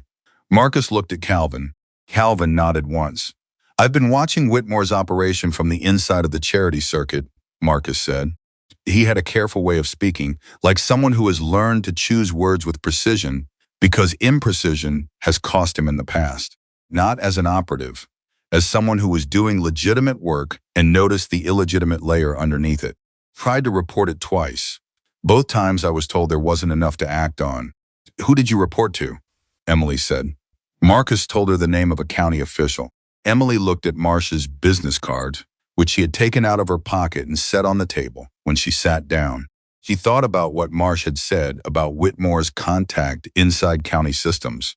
She thought about the specific word Reyes had used when he hesitated, identifying and isolating. "Was that name ever flagged as a possible insider contact?" she said. Marcus was very still for a moment. "Not to me. But I stopped trusting the reports I was filing about 8 months ago. Started keeping everything to myself." "Have you been documenting?" Yes. How much? Marcus reached into the inside pocket of his jacket and produced a folded envelope. Set it on the table. 3 years, he said, from the inside of organizations that Emily was observing from the outside, which means I have things she doesn't have, and she has things I don't have. Emily picked up the envelope carefully. She opened it. She read for 4 minutes without saying anything. Then she set it down. She looked at Calvin. This is the inside layer, she said. Documentation I built shows the external pattern, the collection, the routing, the shell structure. What Marcus has shows how the shell structure was built, decisions, the individuals who set it up, the conversations. She looked at Marcus. You have meeting notes. From 3 different planning sessions, Marcus said, I was in the room as a legitimate partner organization representative. They didn't consider me a threat because they underestimated you, Emily said. Same reason they underestimated you, Marcus said. They looked at each other with the specific recognition of 2 people who have been doing the same work from different angles without knowing the other existed, who are now looking at the shape of what they've built together and seeing for the first time the full picture. We need to get this to Marsh today, Emily said. Already called, Calvin said. She's expecting it. Emily looked at him. When did you find Marcus? 6 months ago, Calvin said. He came to us through a community contact. Said he had information about exploitation in the charity circuit and didn't know who to trust with it. We've been holding on to it, waiting for the right moment and the right connection. Today is the right moment, Marcus said. Yes, Calvin said. Today is. Danny's phone rang. He looked at it. His expression shifted, not alarm, but heightened attention. He answered it, listened for approximately 45 seconds, said 3 words, hung up. We have a problem, he said. The room looked at him. Whitmore's attorney filed a second motion 30 minutes ago. This one's requesting an emergency injunction to suppress evidence obtained by what they're characterizing as unlicensed surveillance activities. They're arguing that Emily's recordings were made without proper legal authorization and should be excluded from any investigation. Emily felt it like a physical impact. That's not the recordings were made in public spaces, areas where the subjects had no reasonable expectation of privacy. I know that, Danny said. Marsh knows that, but it buys time. Every motion, every filing, every procedural challenge buys Whitmore time. Time is what he needs to get his people reorganized and his paper trail cleaned up. How much time does it buy? Calvin said. Marsh says if the injunction gets a sympathetic judge, potentially 2 to 3 weeks before the evidence can be formally entered. 2 to 3 weeks, Emily said flatly. In 2 to 3 weeks, witnesses get pressured. Evidence disappears. People who were going to talk decide they're too afraid. She was on her feet without fully deciding to stand up. He's not trying to win in court. He's trying to create enough delay to make winning in court irrelevant. Yes, Danny said. So what does Marsh do? She's challenging the injunction directly. She needs the strongest possible legal argument for why the evidence is admissible, and she needs it fast. She wants to know if Emily can provide detailed documentation of the specific locations and circumstances for each recording. Emily was already opening her backpack. I documented everything. Locations, dates, times, the specific public nature of each recording environment. She pulled out the notebook. She looked at the pages. She had written it all down because she had always understood, even at the beginning, that the how of documentation matters as much as the what. I can give her exactly what she needs. She wants you on the phone in 20 minutes, Danny said. I'll be ready in 10, Emily said. She was ready in 8. The call with Marsh lasted 41 minutes. Emily walked Marsh through every recording, one by one location, environmental context, the specific public nature of each space, the lack of any reasonable privacy expectation. Marsh asked precise questions, and Emily gave precise answers, and by the end of the call, Marsh's voice had taken on the particular quality of someone who has just been handed exactly the right tool for a job they've been trying to complete. This is solid, Marsh said. Every one of these locations is unambiguously public. There is no legal argument for suppression that survives contact with this documentation. I'll have a response to the injunction filed by 5 o'clock this afternoon. Will it hold? Emily said. It should, Marsh said. And then after a pause, yes, it will hold. Emily exhaled. What about the county official Marcus mentioned? The one who received his reports and buried them. There was a silence on Marsh's end that told Emily everything before Marsh spoke. How do you know about that? Marsh said carefully. Marcus Webb told me he's here. Another silence. Then, Miss Carter, you have a remarkable way of connecting threads that people with significantly more resources than you have missed entirely. She said it without condescension, almost with warmth. Yes, the name Marcus gave you, we've been watching that individual for 6 weeks. We weren't certain until this morning when the timing of the injunction filing corresponded exactly with the communication from that official's office to Whitmore's attorney. Tipped Whitmore about the injunction opportunity, Emily said. We believe so, which means we can now charge him separately, and more importantly, we can use his communications as additional evidence of the scope of Whitmore's network. Emily sat down slowly. The insider isn't just protecting Whitmore's operation, she said. He's actively participating in it. That appears to be the case. You have proof. We have enough to move on him today, which we are doing. Today, Emily said. As Marsh paused and Emily heard the sound of someone checking something 40 minutes ago. He's been placed on administrative leave and his access to systems has been suspended. We'll have a formal arrest within 24 hours. Emily held the phone against her ear and felt the pieces of it settling into place. The county official, the advocacy group director, the collection operatives, the shell organizations, all of it connected, all of it building toward the single point at the top where Daniel Whitmore sat behind his carefully maintained public image and directed things he was never supposed to be connected to. Running out of cover, Emily said. Rapidly, Marsh said. Miss Carter, with what you've provided, with what Marcus Webb has provided, and with the communications evidence we now have on the insider contact, I'm in a position to present a comprehensive case to the DA by tomorrow morning. This is moving. The 23 people I documented, Emily said. Victims. When do they find out as the case develops? Marsh said. It won't happen overnight. There's a process. I know there's a process, Emily said. Been watching what happens when the process moves too slow. These are people who have already been told their suffering doesn't matter. Process needs to show them it does. I hear you, Marsh said.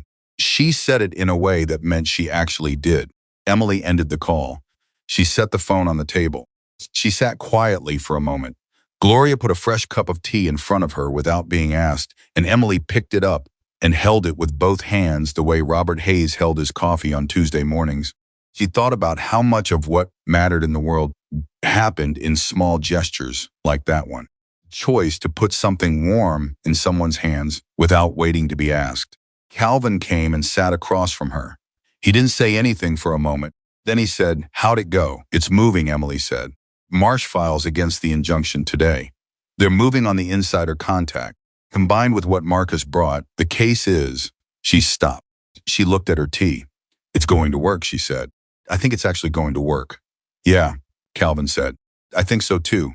"I need to see Robert," she said. "Figured you'd say that." "Danny went to find him an hour ago." Emily looked up. "You sent someone before I asked." "You were asleep," Calvin said. "Didn't seem like it needed to wait." She looked at him for a moment, at the gray beard and the worn leather vest and the tattoos and the face that strangers crossed the street to avoid. The man who had stepped between her and 3 men in a parking lot without hesitation, who had read her evidence with genuine attention, who had connected her to Marcus and to Bishop and to Marsh, who had sent someone to find Robert Hayes before she woke up because it needed doing, and he could see that. "Why did you really do this?" she said. "All of it. Not the answer you gave me before. The real one." Calvin looked at her steadily, quiet for a long moment, the way he was quiet when he was actually thinking rather than managing his response. "My sister," he said finally. Emily waited. "She went through something similar," Calvin said. "Not the same situation, but the same basic story. Person who hit hard times, needed help, got targeted by someone who saw vulnerability as opportunity. She went to people who were supposed to help her. They didn't." He stopped, picked up his coffee cup, looked at it, set it back down. "By the time I found out how bad it had gotten, I couldn't fix it. All I could do was be there after. And I told myself the next time I see something like that in front of me, I'm not going to be the person who looks away."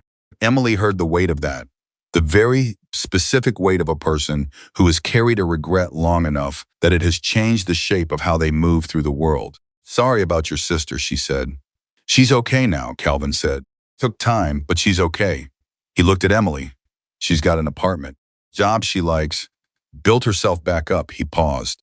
Kind of like you're doing. Emily felt that land somewhere deep and quiet. I'm not there yet, she said. No, Calvin said. But you're moving. Danny came back 40 minutes later with Robert Hayes. Robert walked into Gloria's kitchen and he saw Emily sitting at the table and he stopped, stood in the doorway, and he looked at her. And whatever he had been expecting, whatever story he had constructed in the hours since Danny had found him and told him Emily was safe, Emily could see it recalibrating in his eyes. You're okay, he said. I'm okay, she said. He nodded slowly. He came and sat down.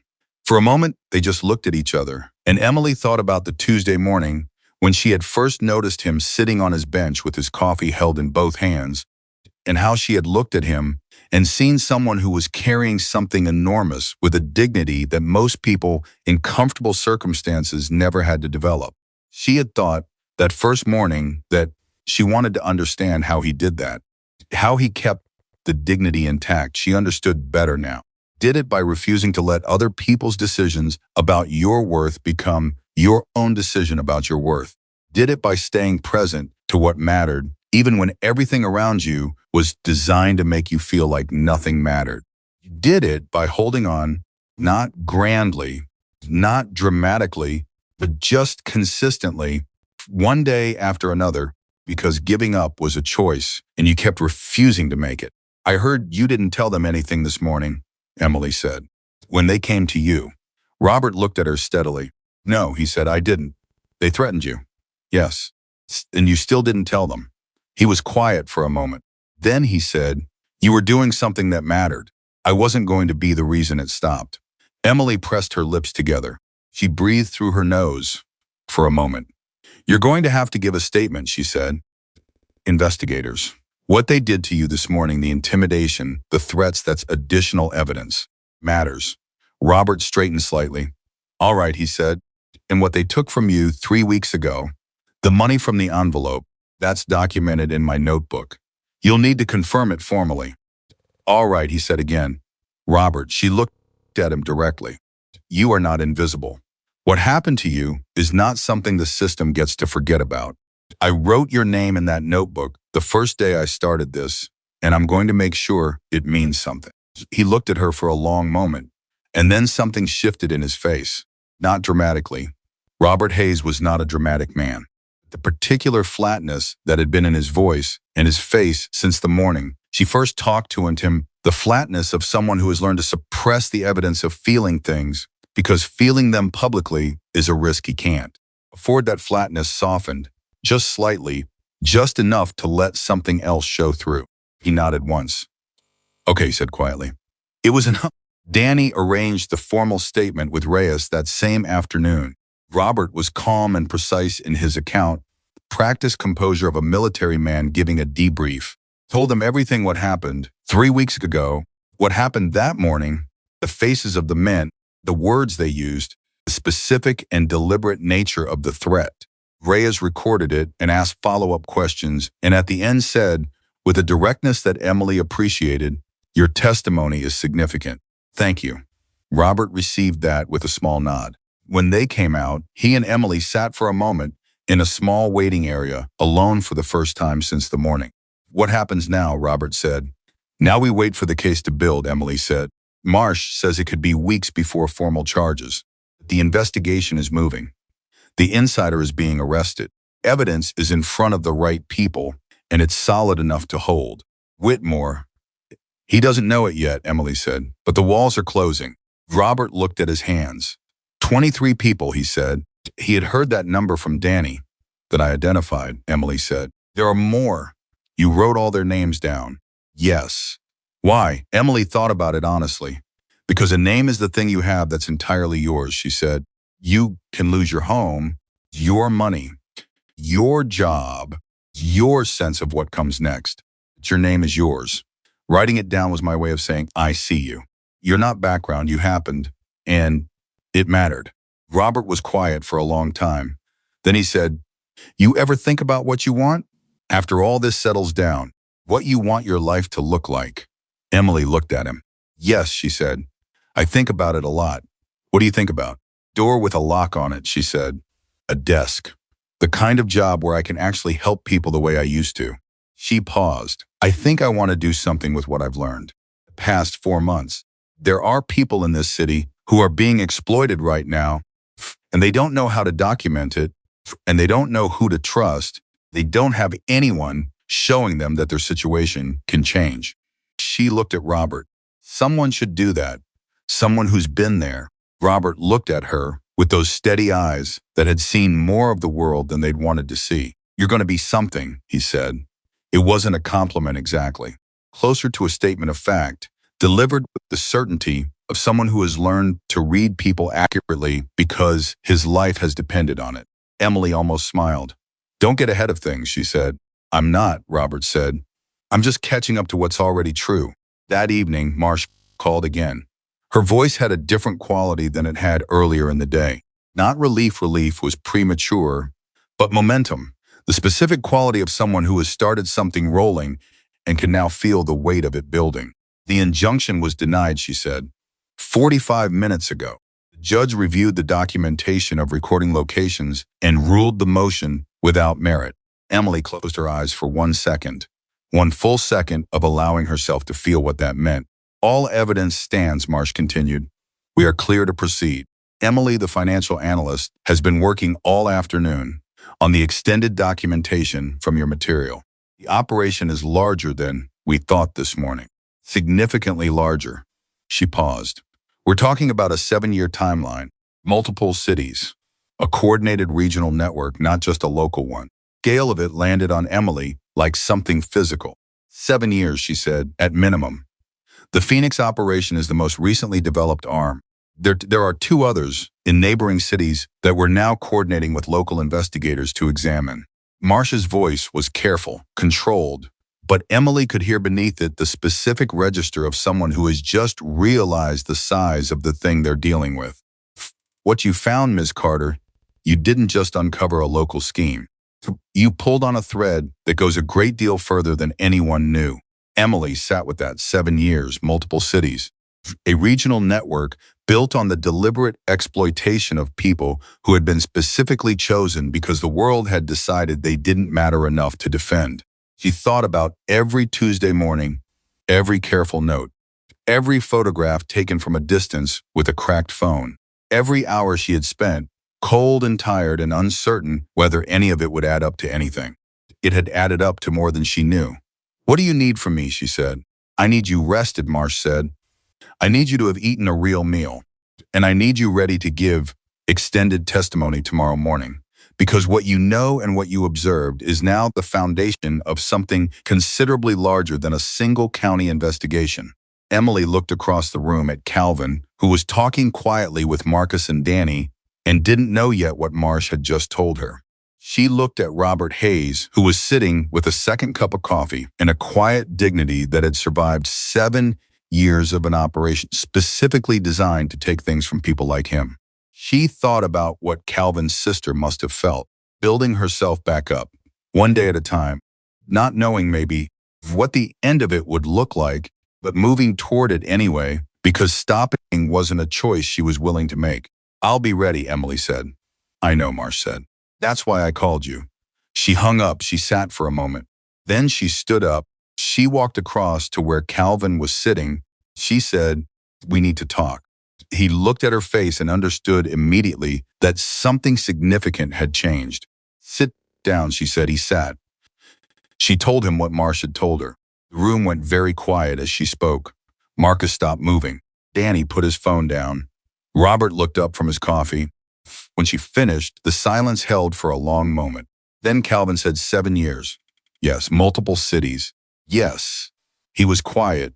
Then, and you found it. A 27-year-old woman with a notebook and a cracked phone found a 7-year regional network that law enforcement had been circling without touching for 2 years. Found it, Emily said. She looked at Marcus, at Robert, Danny, at Calvin, all of us from different angles over different amounts of time. We found it together. We just didn't know we were working together until today. Calvin looked at the table. He was quiet for another moment. Then he said something that Emily would remember for a very long time. People always underestimate what somebody with nothing has to fight for, he said. They think desperation makes you weak. They don't understand that desperation, the real kind where you've got no safety net and no backup plan and no cushion between you and the worst outcome, that kind of desperation makes you either give up completely or fight harder than anyone expects. He looked at Emily. You fought harder than anyone expected. Emily held his gaze. So did you, she said. He almost smiled again. Almost. Sighed. The city was settling into evening. Somewhere in it, Daniel Whitmore was having a very different kind of night than he'd planned, though he didn't know the full shape of it yet. The walls had been closing all day, and by morning the picture would be clear enough that no amount of attorney filings or strategic maneuvering would be able to change the trajectory of what was coming. But tonight, in Gloria's kitchen, tea going cold on the table, and 23 names written in a notebook, and a case that had just expanded beyond anyone's expectations, Emily Carter let herself feel, for just one evening, something she had been forcing herself not to feel for 4 months. Hope. Not the desperate, clutched hope of someone drowning. The quiet, grounded, earned hope of someone who has done the work and can see, finally, where it leads.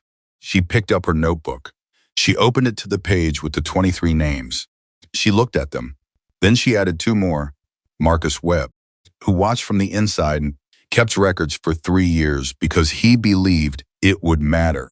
Robert Hayes, who had sat on his bench on Tuesday mornings and held his coffee with both hands and refused, even when he had every reason to stop refusing, to stop mattering. 25 names. She closed the notebook. Tomorrow was going to be hard. Extended testimony. A case that was larger than she had understood. Process that would be longer than she wanted and more complicated than she could predict. Tonight she had done enough. She breathed in. She breathed out. For the first time in 4 months, she didn't make herself promise that tomorrow would be different, because today already was. The extended testimony took 4 hours and 17 minutes. Emily sat in a formal interview room with Marsh on one side and Reyes on the other, and a recording device on the table between them, and she talked. She talked about everything, not just the 8 weeks of documentation, but the 4 months before it. Job loss, the apartment, the careful, grinding process of losing everything and learning to survive without it. The moment she saw Robert Hayes cornered near the community center and understood that what was happening around her was not random and not inevitable and not something she was obligated to accept as background noise. She talked about every person on the list, all 25 of them now. She gave names and dates and specific incidents and the precise, detailed account of how she had gathered each piece of evidence. She answered every follow-up question Marsh asked with the same steady precision she had applied to everything since the beginning. When it was over, Reyes stopped the recording and sat back in his chair and said nothing for a moment. Then he said, "In 14 years in this office, I have never taken testimony from a witness this thoroughly prepared." Emily looked at him. "I was a receptionist," she said. "Organization was the job," No, Marsh said quietly. "That's not what he means, and you know it." Emily was quiet. "You understood it from the beginning. The how matters as much as the what," Marsh said. "You documented not just the facts, but the method of your documentation. You anticipated legal challenges before you knew there would be legal proceedings. You built something that a trained investigator would have been proud to build." She paused. "You did it in 8 weeks, alone on the street. That's not organization. That's something else." Emily didn't answer. She didn't entirely know how to receive something like that without deflecting it, and she was working on learning how. She looked at the table for a moment, then she looked up. "What's the timeline?" "The DA reviews everything today," Marsh said. "Based on what we have, your documentation, Marcus's inside material, the financial analysis, communications evidence from the insider contact, now your formal testimony. I expect formal charges to be filed within 48 hours. Against Whitmore directly? Against Whitmore directly. Along with 6 named co-conspirators, including the county official and the advocacy group director." Emily absorbed the number. 6 co-conspirators named alongside Whitmore. County official who had buried Marcus's reports. Advocacy group director who had taken her submission and handed it to the enemy. 4 others she hadn't fully identified. The organizational layer between Whitmore's was public face and the collection operatives on the street. 3 men from the parking lot, she said. Already in custody, Reyes said. Brought in last night. They're cooperating with the investigation in exchange for consideration. Their testimony is going to be useful for establishing the direct link between street-level operations and the top of the organization. They flipped fast, Emily said. Men like that always do, Reyes said, without particular satisfaction. Just fact. Emily thought about that. She thought about the careful, quiet way those men had threatened Robert Hayes 3 weeks ago. The controlled voice. The particular menace of people who understood that the real threat never needs to be loud. She thought about how afraid she had been in that parking lot, how afraid Robert had been, how afraid dozens of people had been over 7 years, and how completely those 3 men had collapsed the moment the ground shifted beneath them. She wasn't surprised, but she was aware of something complicated in how she felt about it. Not anger, not satisfaction, something closer to sadness about the waste of it. All that fear inflicted on people who couldn't afford fear, and the men doing the inflicting weren't even the kind of dangerous that required courage. They were just calculating, and the moment the calculation stopped favoring them, they folded. Daniel Whitmore, she suspected, would not fold so easily. She was right. Charges were filed 41 hours later. On a Thursday morning, Whitmore's response was immediate, aggressive, and exactly what anyone who had been watching him should have expected. He held a press statement, not a press conference, because a press conference invited questions, and questions were not something he was prepared to answer publicly. Statement, carefully worded, delivered through his attorney, it characterized the investigation as a politically motivated attack on a prominent community philanthropist that questioned the credibility of the primary witness and that assured the public that the truth would emerge through the proper legal process. Emily heard about the statement through Marsh, who called her at 7:40 in the morning.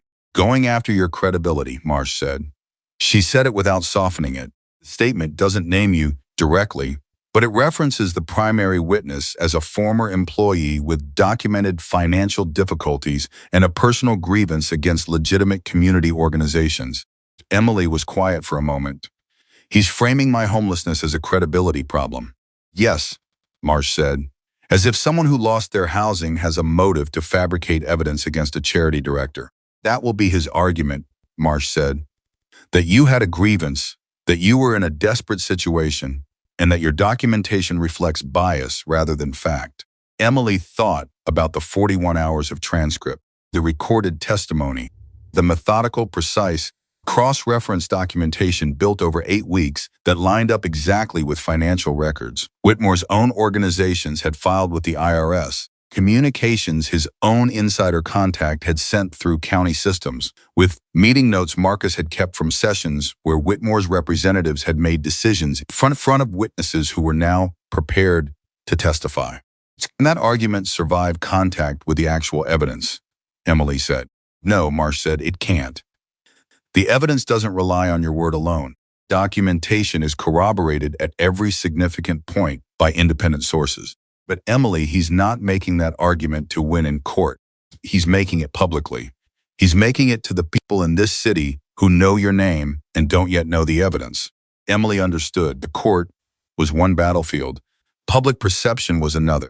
And on the public perception battlefield, homeless woman with financial troubles fabricates claims against beloved philanthropists was a story that certain people would be willing to believe because believing it was more comfortable than the alternative. Do I do? Emily said. Nothing yet, Marsh said. You let the evidence speak. You don't engage with his statement publicly. You don't respond. You stay focused on the legal process. A pause. You should know it's happening.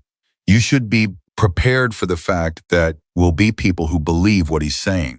There always are, Emily said. She hung up and sat with it. She had known in an abstract way that this moment would come. The person she was exposing would push back. That pushing back would mean attacking her. She had known it and prepared herself for it, and still, in the specific moment of hearing it described, felt the particular sting of having her suffering characterized as a motivation for dishonesty rather than as a context for clarity. She picked up her notebook. She opened it to the page with the 25 names. She read them slowly. All of them. Every person who had been stolen from, frightened, pushed further into the margins of a life that was already lived at the margins. Every person who had absorbed a loss in silence, because no one had ever told them their loss was worth fighting about. She closed the notebook. She called Calvin. He picked up on the second ring. "I heard," he said. "Of course you did," Emily said. "You okay?" "I'm angry," she said. "Is that okay?" "Yeah," Calvin said. "That's okay. Anger's clean. Anger doesn't compromise anything." "He's calling me a liar." "He's scared," Calvin said. Scared people call things what they need them to be. It's going to affect how some people see this. Some people, Calvin said, not the ones that matter for the case. And the ones that matter for public opinion are going to read the evidence when it comes out. The actual evidence, not his characterization of it. He paused. People aren't as easy to fool as people like Whitmore believe.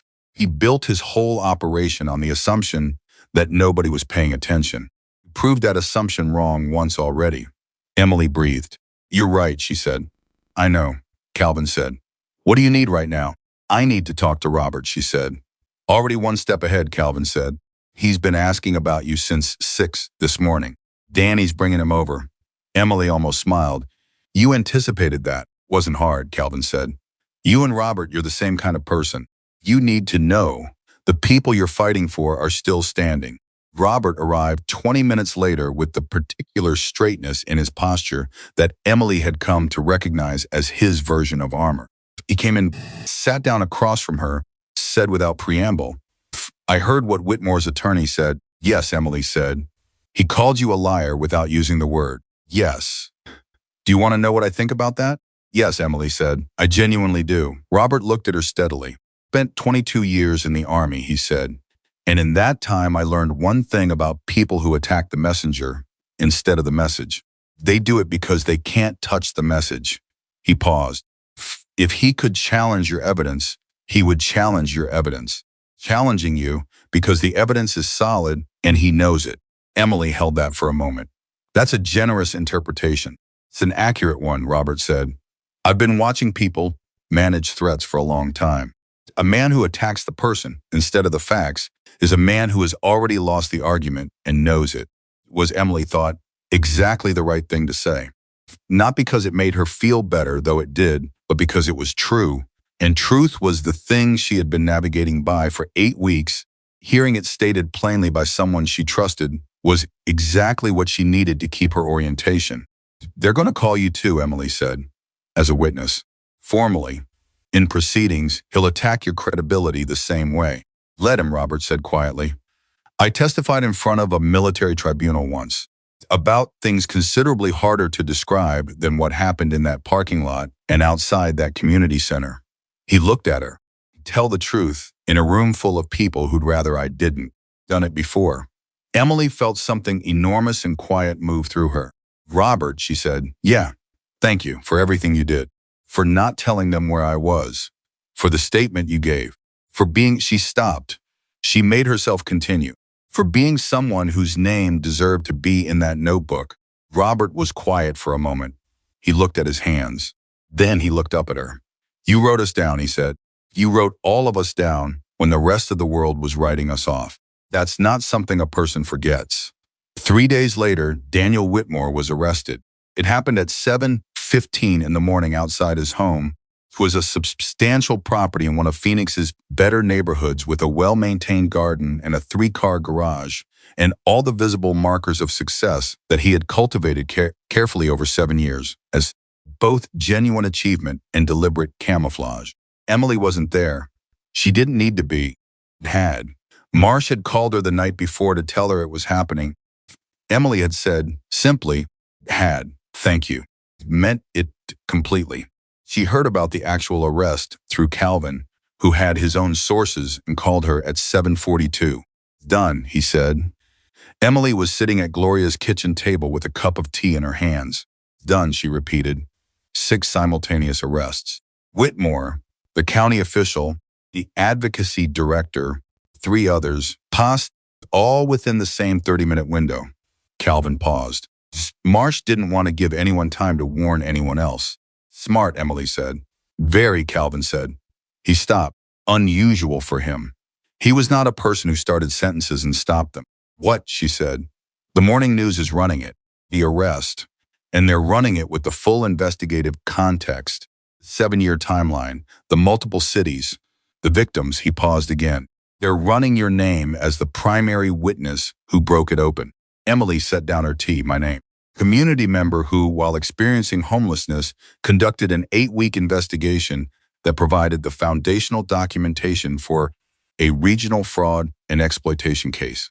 Calvin's voice had something in it she hadn't heard before. Something that was in him, the equivalent of what other people would express with much more volume. That's how they're describing you. Those exact words. Emily sat very still. She thought about February, about the break room and doctor. Marcus looking at the floor, about the apartment and the sleeping bag. In the first morning, she walked out onto the street with everything she owned on her back and told herself it was going to be okay. She thought about the notebook with 25 names in it. She thought about what she had told Robert. A name is the thing you have that's entirely yours. Her name was in the morning news, not as a victim, not as a cautionary tale, as a primary witness, as the person who had looked at what was happening around her and decided, with no authority and no resources and no guarantee, that it mattered and that she was going to do something about it. Okay, she said. Her voice was steady. Okay, you all right? Calvin said. I'm going to be, she said. And she meant it differently than she had meant it in February. February, it was a promise she was making to keep herself moving. Now it was an assessment, an honest one, Calvin. Yeah, what you said to me the first day, in the parking lot, when you asked what they were trying to take from me. Nobody had asked me that before, she said. Not what was happening to me, not what I needed. What were they trying to take? The thing I was protecting mattered. Like what I was carrying was worth asking about. She stopped. She breathed. That was the first time in 4 months that someone treated what I had as something worth protecting instead of something to be suspicious of. Calvin was quiet on the other end. I just want you to know that, Emily said. Because I don't think you know how much that mattered. Another beat of silence. Yeah, Calvin said finally. All right, that's all you've got? I'm not a speech guy, Calvin said. Emily did smile then, fully, for the first time in a long time. The weeks that followed were complicated in the way that aftermath is always complicated, because the dramatic peak of a thing is never the end of it. There were hearings and depositions and the grinding procedural mechanics, a legal case that touched multiple jurisdictions and involved multiple defendants who were each pursuing their own defense strategies. There were moments of doubt days when Whitmore's legal team filed something that Marsh had to respond to urgently, days when a piece of the evidence chain required additional corroboration, days when the regional scope of the case created jurisdictional complications that slowed things down. Emily tracked all of it. She stayed in contact with Marsh. She answered every question. She provided every clarification requested. She testified again. Formal deposition for 6 hours. Had and answered the cross-examination from Whitmore's defense attorney with the same steady precision she had applied to everything else, refusing to be rattled, refusing to be provoked, refusing to let anyone reframe what she had seen and documented as anything other than what it was. Whitmore's attorney tried everything. He questioned her mental state. She answered calmly. He questioned her motivations. She explained them clearly. He questioned the methodology of her documentation. She walked him through it, step by step, with her notebook open in front of her, till the questioning stopped because there was nothing left to question. After the deposition, Marsh found her in the hallway. You were extraordinary in there, Marsh said. I told the truth, Emily said. That's not extraordinary. It's just what happened. In that room, with that attorney doing what he was doing, staying as clear and composed as you did, that's not nothing, Emily. Emily looked at her. Did it hold? Every word, Marsh said. Every single word held. It was during these weeks that something else began to happen, quietly and without announcement, in the way that real change usually happens. The other victims started to come forward. Not the 25 Emily had documented. Those were already known to the investigation. The ones from the larger regional operation, the ones from the other cities, people who had seen the news coverage, who had heard that someone had built a case, who had held their own losses privately for months or years because they believed nothing would come of speaking up, who now, for the first time, evidence that speaking up might be worth the risk. Marsh's office received 43 additional reports in the 3 weeks following the arrests. 43 people who had been waiting for a reason to believe the system could hear them. Emily heard that number from Rafis, who called her with a particular quality in his voice that she had learned to recognize as his version of being moved by something. 43, she said. In 3 weeks, Reyes said. And the investigators in the other cities are reporting similar patterns. People who stayed quiet because they didn't see a path. Now they do. Emily sat with that number. 43 people. Each one a name. Each one a story. Each one carrying a loss that they had absorbed in silence, because silence felt like the only safe option.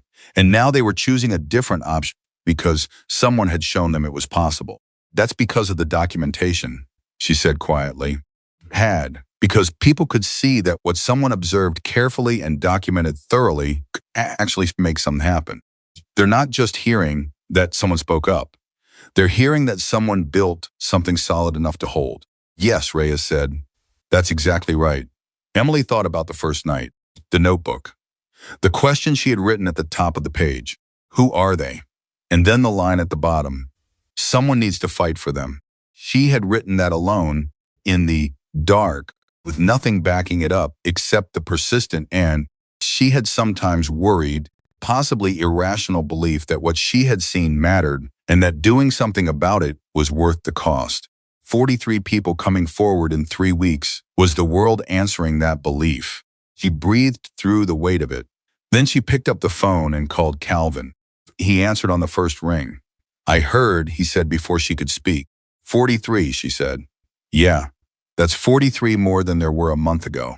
Yeah, Calvin said. It is. This is going to keep going, Emily said. The investigation. The people coming forward. This is going to be bigger than any of us understood it would be. You understood it, Calvin said. When you said those 5 words in that parking lot, you understood that what you were carrying was bigger than one day in one city. I was scared, Emily said. I wasn't sure of anything. Doing it scared is the whole thing, Calvin said. Anyone can act when they're certain. Doing it when you're terrified and exhausted and out of options and doing it anyway, that's the whole thing. 6 months after the arrest, Daniel Whitmore entered a guilty plea to 12 federal counts of wire fraud, conspiracy, organized exploitation of vulnerable populations. The plea came suddenly, without the dramatic trial that Marsh had been preparing for, because Whitmore's legal team had finally done the math on the evidence and concluded that the math didn't favor their client. The sentencing would come later, but the plea was the acknowledgement. The public formal, on-record acknowledgement that what had been done was wrong, that it had happened, that the people it had happened to were real, and their losses were real, and the law had decided those losses mattered. Emily was in Marsh's office when the confirmation came through. Marsh set down the phone and looked at her. 12 counts, she said. Guilty. Emily was quiet for a moment. She thought about the Tuesday morning, the rain, the parking lot, the 3 men behind her, and the moment she ran out of other choices and turned toward the man she was afraid of, because fear had stopped being the most important thing she was feeling. Thought about the backpack on her shoulders, the notebook inside it, and the 2 words she had written at the top of the first page of the investigation. Who are they? She knew now. She knew exactly who they were and what they had done and what it had cost the people they had done it to. Because she knew, because she had written it down with the careful, patient precision of someone who believed the truth deserved to be documented even when no one was watching, other people now knew too. Officials and judges and investigators and 43 people who had come forward and counting. The world knew. 12 counts, Emily said quietly. It's not everything, Marsh said. The sentences haven't been determined yet. Some of the co-conspirators will negotiate. There's still a long road. I know, Emily said. But the road exists now. There's a road where before there wasn't one. Marsh looked at her. Yes, she said, there is. The apartment came 2 months after the plea. It was small. Third floor of a building that had a reliable elevator and a landlord who had read the news coverage and called the community support organization that Marcus Webb had helped set in the aftermath of the investigation, and said he had a unit available at a rate that worked for someone transitioning out of difficult circumstances. Emily stood in the center of it on the first day. Bare walls, smell of fresh paint, a window that let in the afternoon light, door with a lock on it, a real lock, her lock, the key to which was in her jacket pocket, and which she had already locked and unlocked 3 times just to feel the specific and unremarkable miracle of it. She set her backpack down. For the first time in 8 months, she set it down and didn't keep her hand on it. She stood there without it on her shoulders and felt the strange lightness of it, the physical fact of not carrying everything you own at all times, a particular piece of a space that was hers, just hers, with a locked door and a future attached to it. She sat down on the floor in the middle of the empty room and she put her face in her hands and she cried, not dramatically, not loudly. Quiet, deep, full body kind of crying that happens when you have been holding something together for so long that the moment it is safe to release it, your whole system responds at once. She cried for the apartment she had lost, and for the months on the street, and for the fear in that parking lot, and for Robert Hayes's flat voice, and for every name in her notebook, and for the simple, enormous fact that it was over and she was still here. She cried for about 4 minutes. Then she wiped her face. She stood up. She went to the window and looked out at the city. Okay, she said to herself, the same words she had said on the sidewalk outside her old apartment 8 months ago when she locked the door for the last time and started walking. The same word. But it meant something entirely different now. Then it was a command, a way of forcing herself forward. Now it was a confirmation, an assessment of accurate fact. Okay, she was okay. A week after she moved in, Calvin came to visit. He stood in the doorway for a moment looking at the apartment. She had started to make it her own. A few books arranged on a shelf she'd found secondhand, a plant on the windowsill that was doing better than she'd expected, a small photograph of her mother on the desk she'd set up in the corner. Small things. The specific small things that a place needs before it becomes a home. He looked at all of it without saying anything for a moment. Then he came in and sat down in the chair she had near the window. She sat across from him. They talked the way they had been talking for months, now directly, without performance, the ease of two people who had been through something together and come out the other side and discovered that the thing they shared was larger than the crisis that had introduced them. Robert's got a job, Calvin said. Emily sat up straighter. What? Veterans Outreach Organization. One of the ones that came out of the investigation fallout, the legitimate reorganization of the charity network once the compromised elements were removed. They needed someone who understood the community from the inside. Calvin almost smiled. Turns out a 62-year-old veteran with 22 years of service and 2 years of direct personal experience with the system's failures is exactly the right person to help other veterans navigate it. Emily felt something bright and warm move through her. Going to be incredible at that. Already is, Calvin said. 2 weeks in, and he's already identified 3 veterans in situations similar to what his was before, connected them with legitimate resources, helped one of them file documentation that got their benefits restored. He paused. He's thorough about it, writes everything down, dates and times and specific details. Emily laughed, genuinely, full, the kind of laugh that comes from the whole chest. He learned from someone, Calvin said. Or he already knew, Emily said. Just needed a reason to use it. Calvin nodded. He looked at the plant on the windowsill. He looked at the books. He looked at the photograph of her mother. He looked at the desk in the corner, where her notebook sat next to her phone, and a new external hard drive and all the tools of a person who was building something. What's the next thing, he said. Emily had been thinking about this. She had been thinking about it since the night. She added the 25th name to the notebook and told Robert she wanted to do something with what she had learned. Since the morning, she sat in the formal interview room and talked for 4 hours and 17 minutes about everything she had observed and documented and why it mattered. There are people in this city right now in the situation I was in, she said. Not just homeless, though, that too, but in that specific place where something is happening around them that shouldn't be happening. They can see it, but they don't know how to document it. They don't know who to trust. They don't know if anyone will listen. She looked at Calvin. I want to build something that helps those people. A resource, a guide, practical information about how to document what you're seeing, how to protect that documentation, who to contact, what to do when the first person you contact doesn't help. She paused. And more than the guide, I want to be someone who can actually walk alongside people doing that work.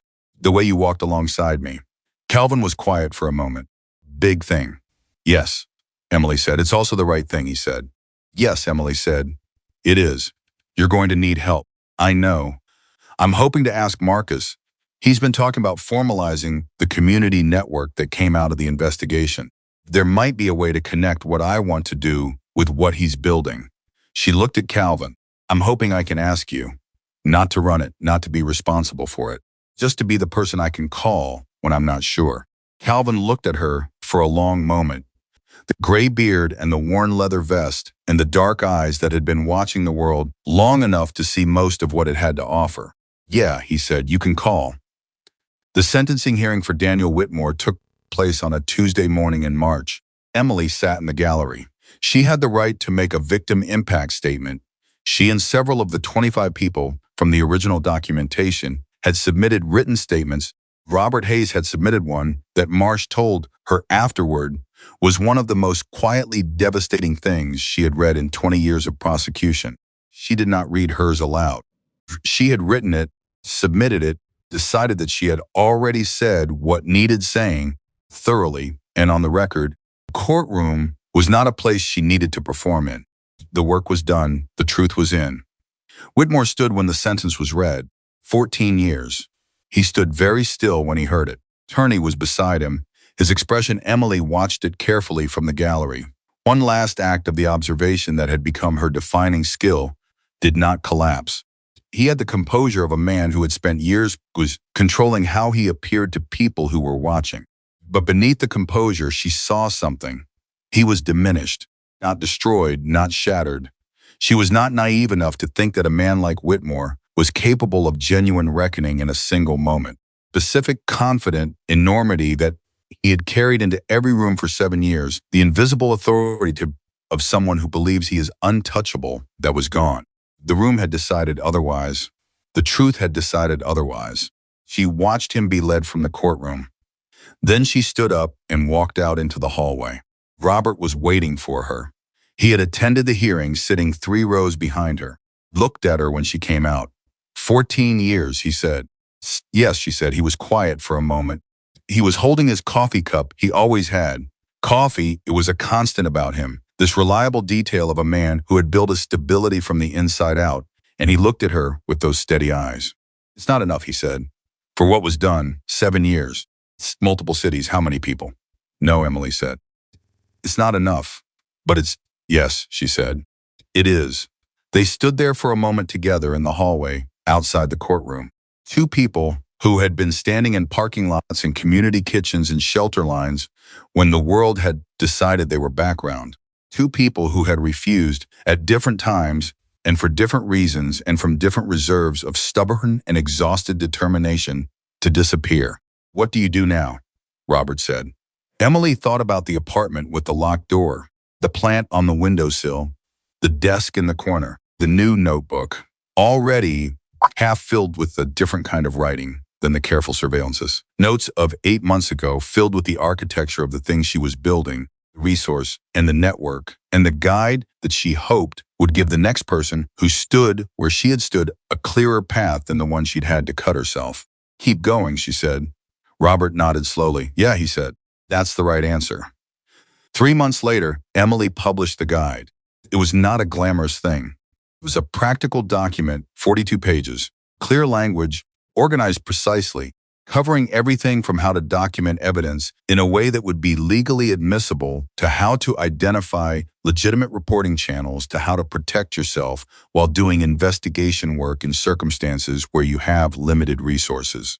She had spent 4 months writing it, workshopping it with Marsh and Reyes and Marcus, testing it with people who were currently in situations similar to her own, revising it based on their feedback.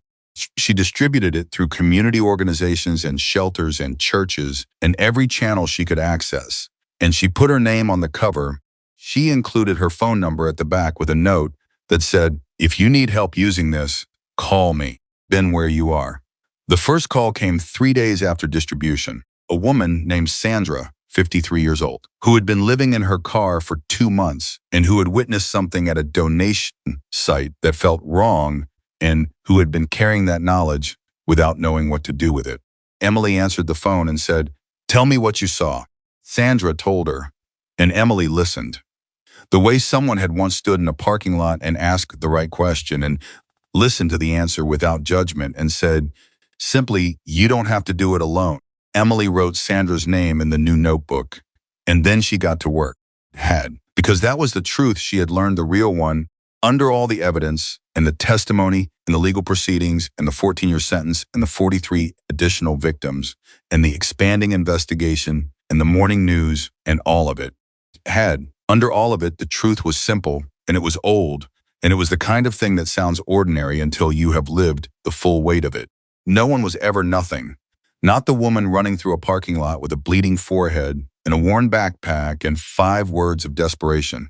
Not the 62-year-old veteran holding his coffee with both hands on a Tuesday morning and carrying his dignity like armor. Not the man everyone feared who stepped forward one step and stood still and asked the right question. No one was ever nothing. And the moment you understood that, not abstractly, not as a philosophy, but in your bones, truth you had earned and paid for and built your life on, you understood that doing nothing was never really an option. Emily Carter had understood that 8 months ago, in a moment of terror and exhaustion in a parking lot, with nothing left to lose except the truth she was carrying. She had held on to it, and the holding on had changed everything.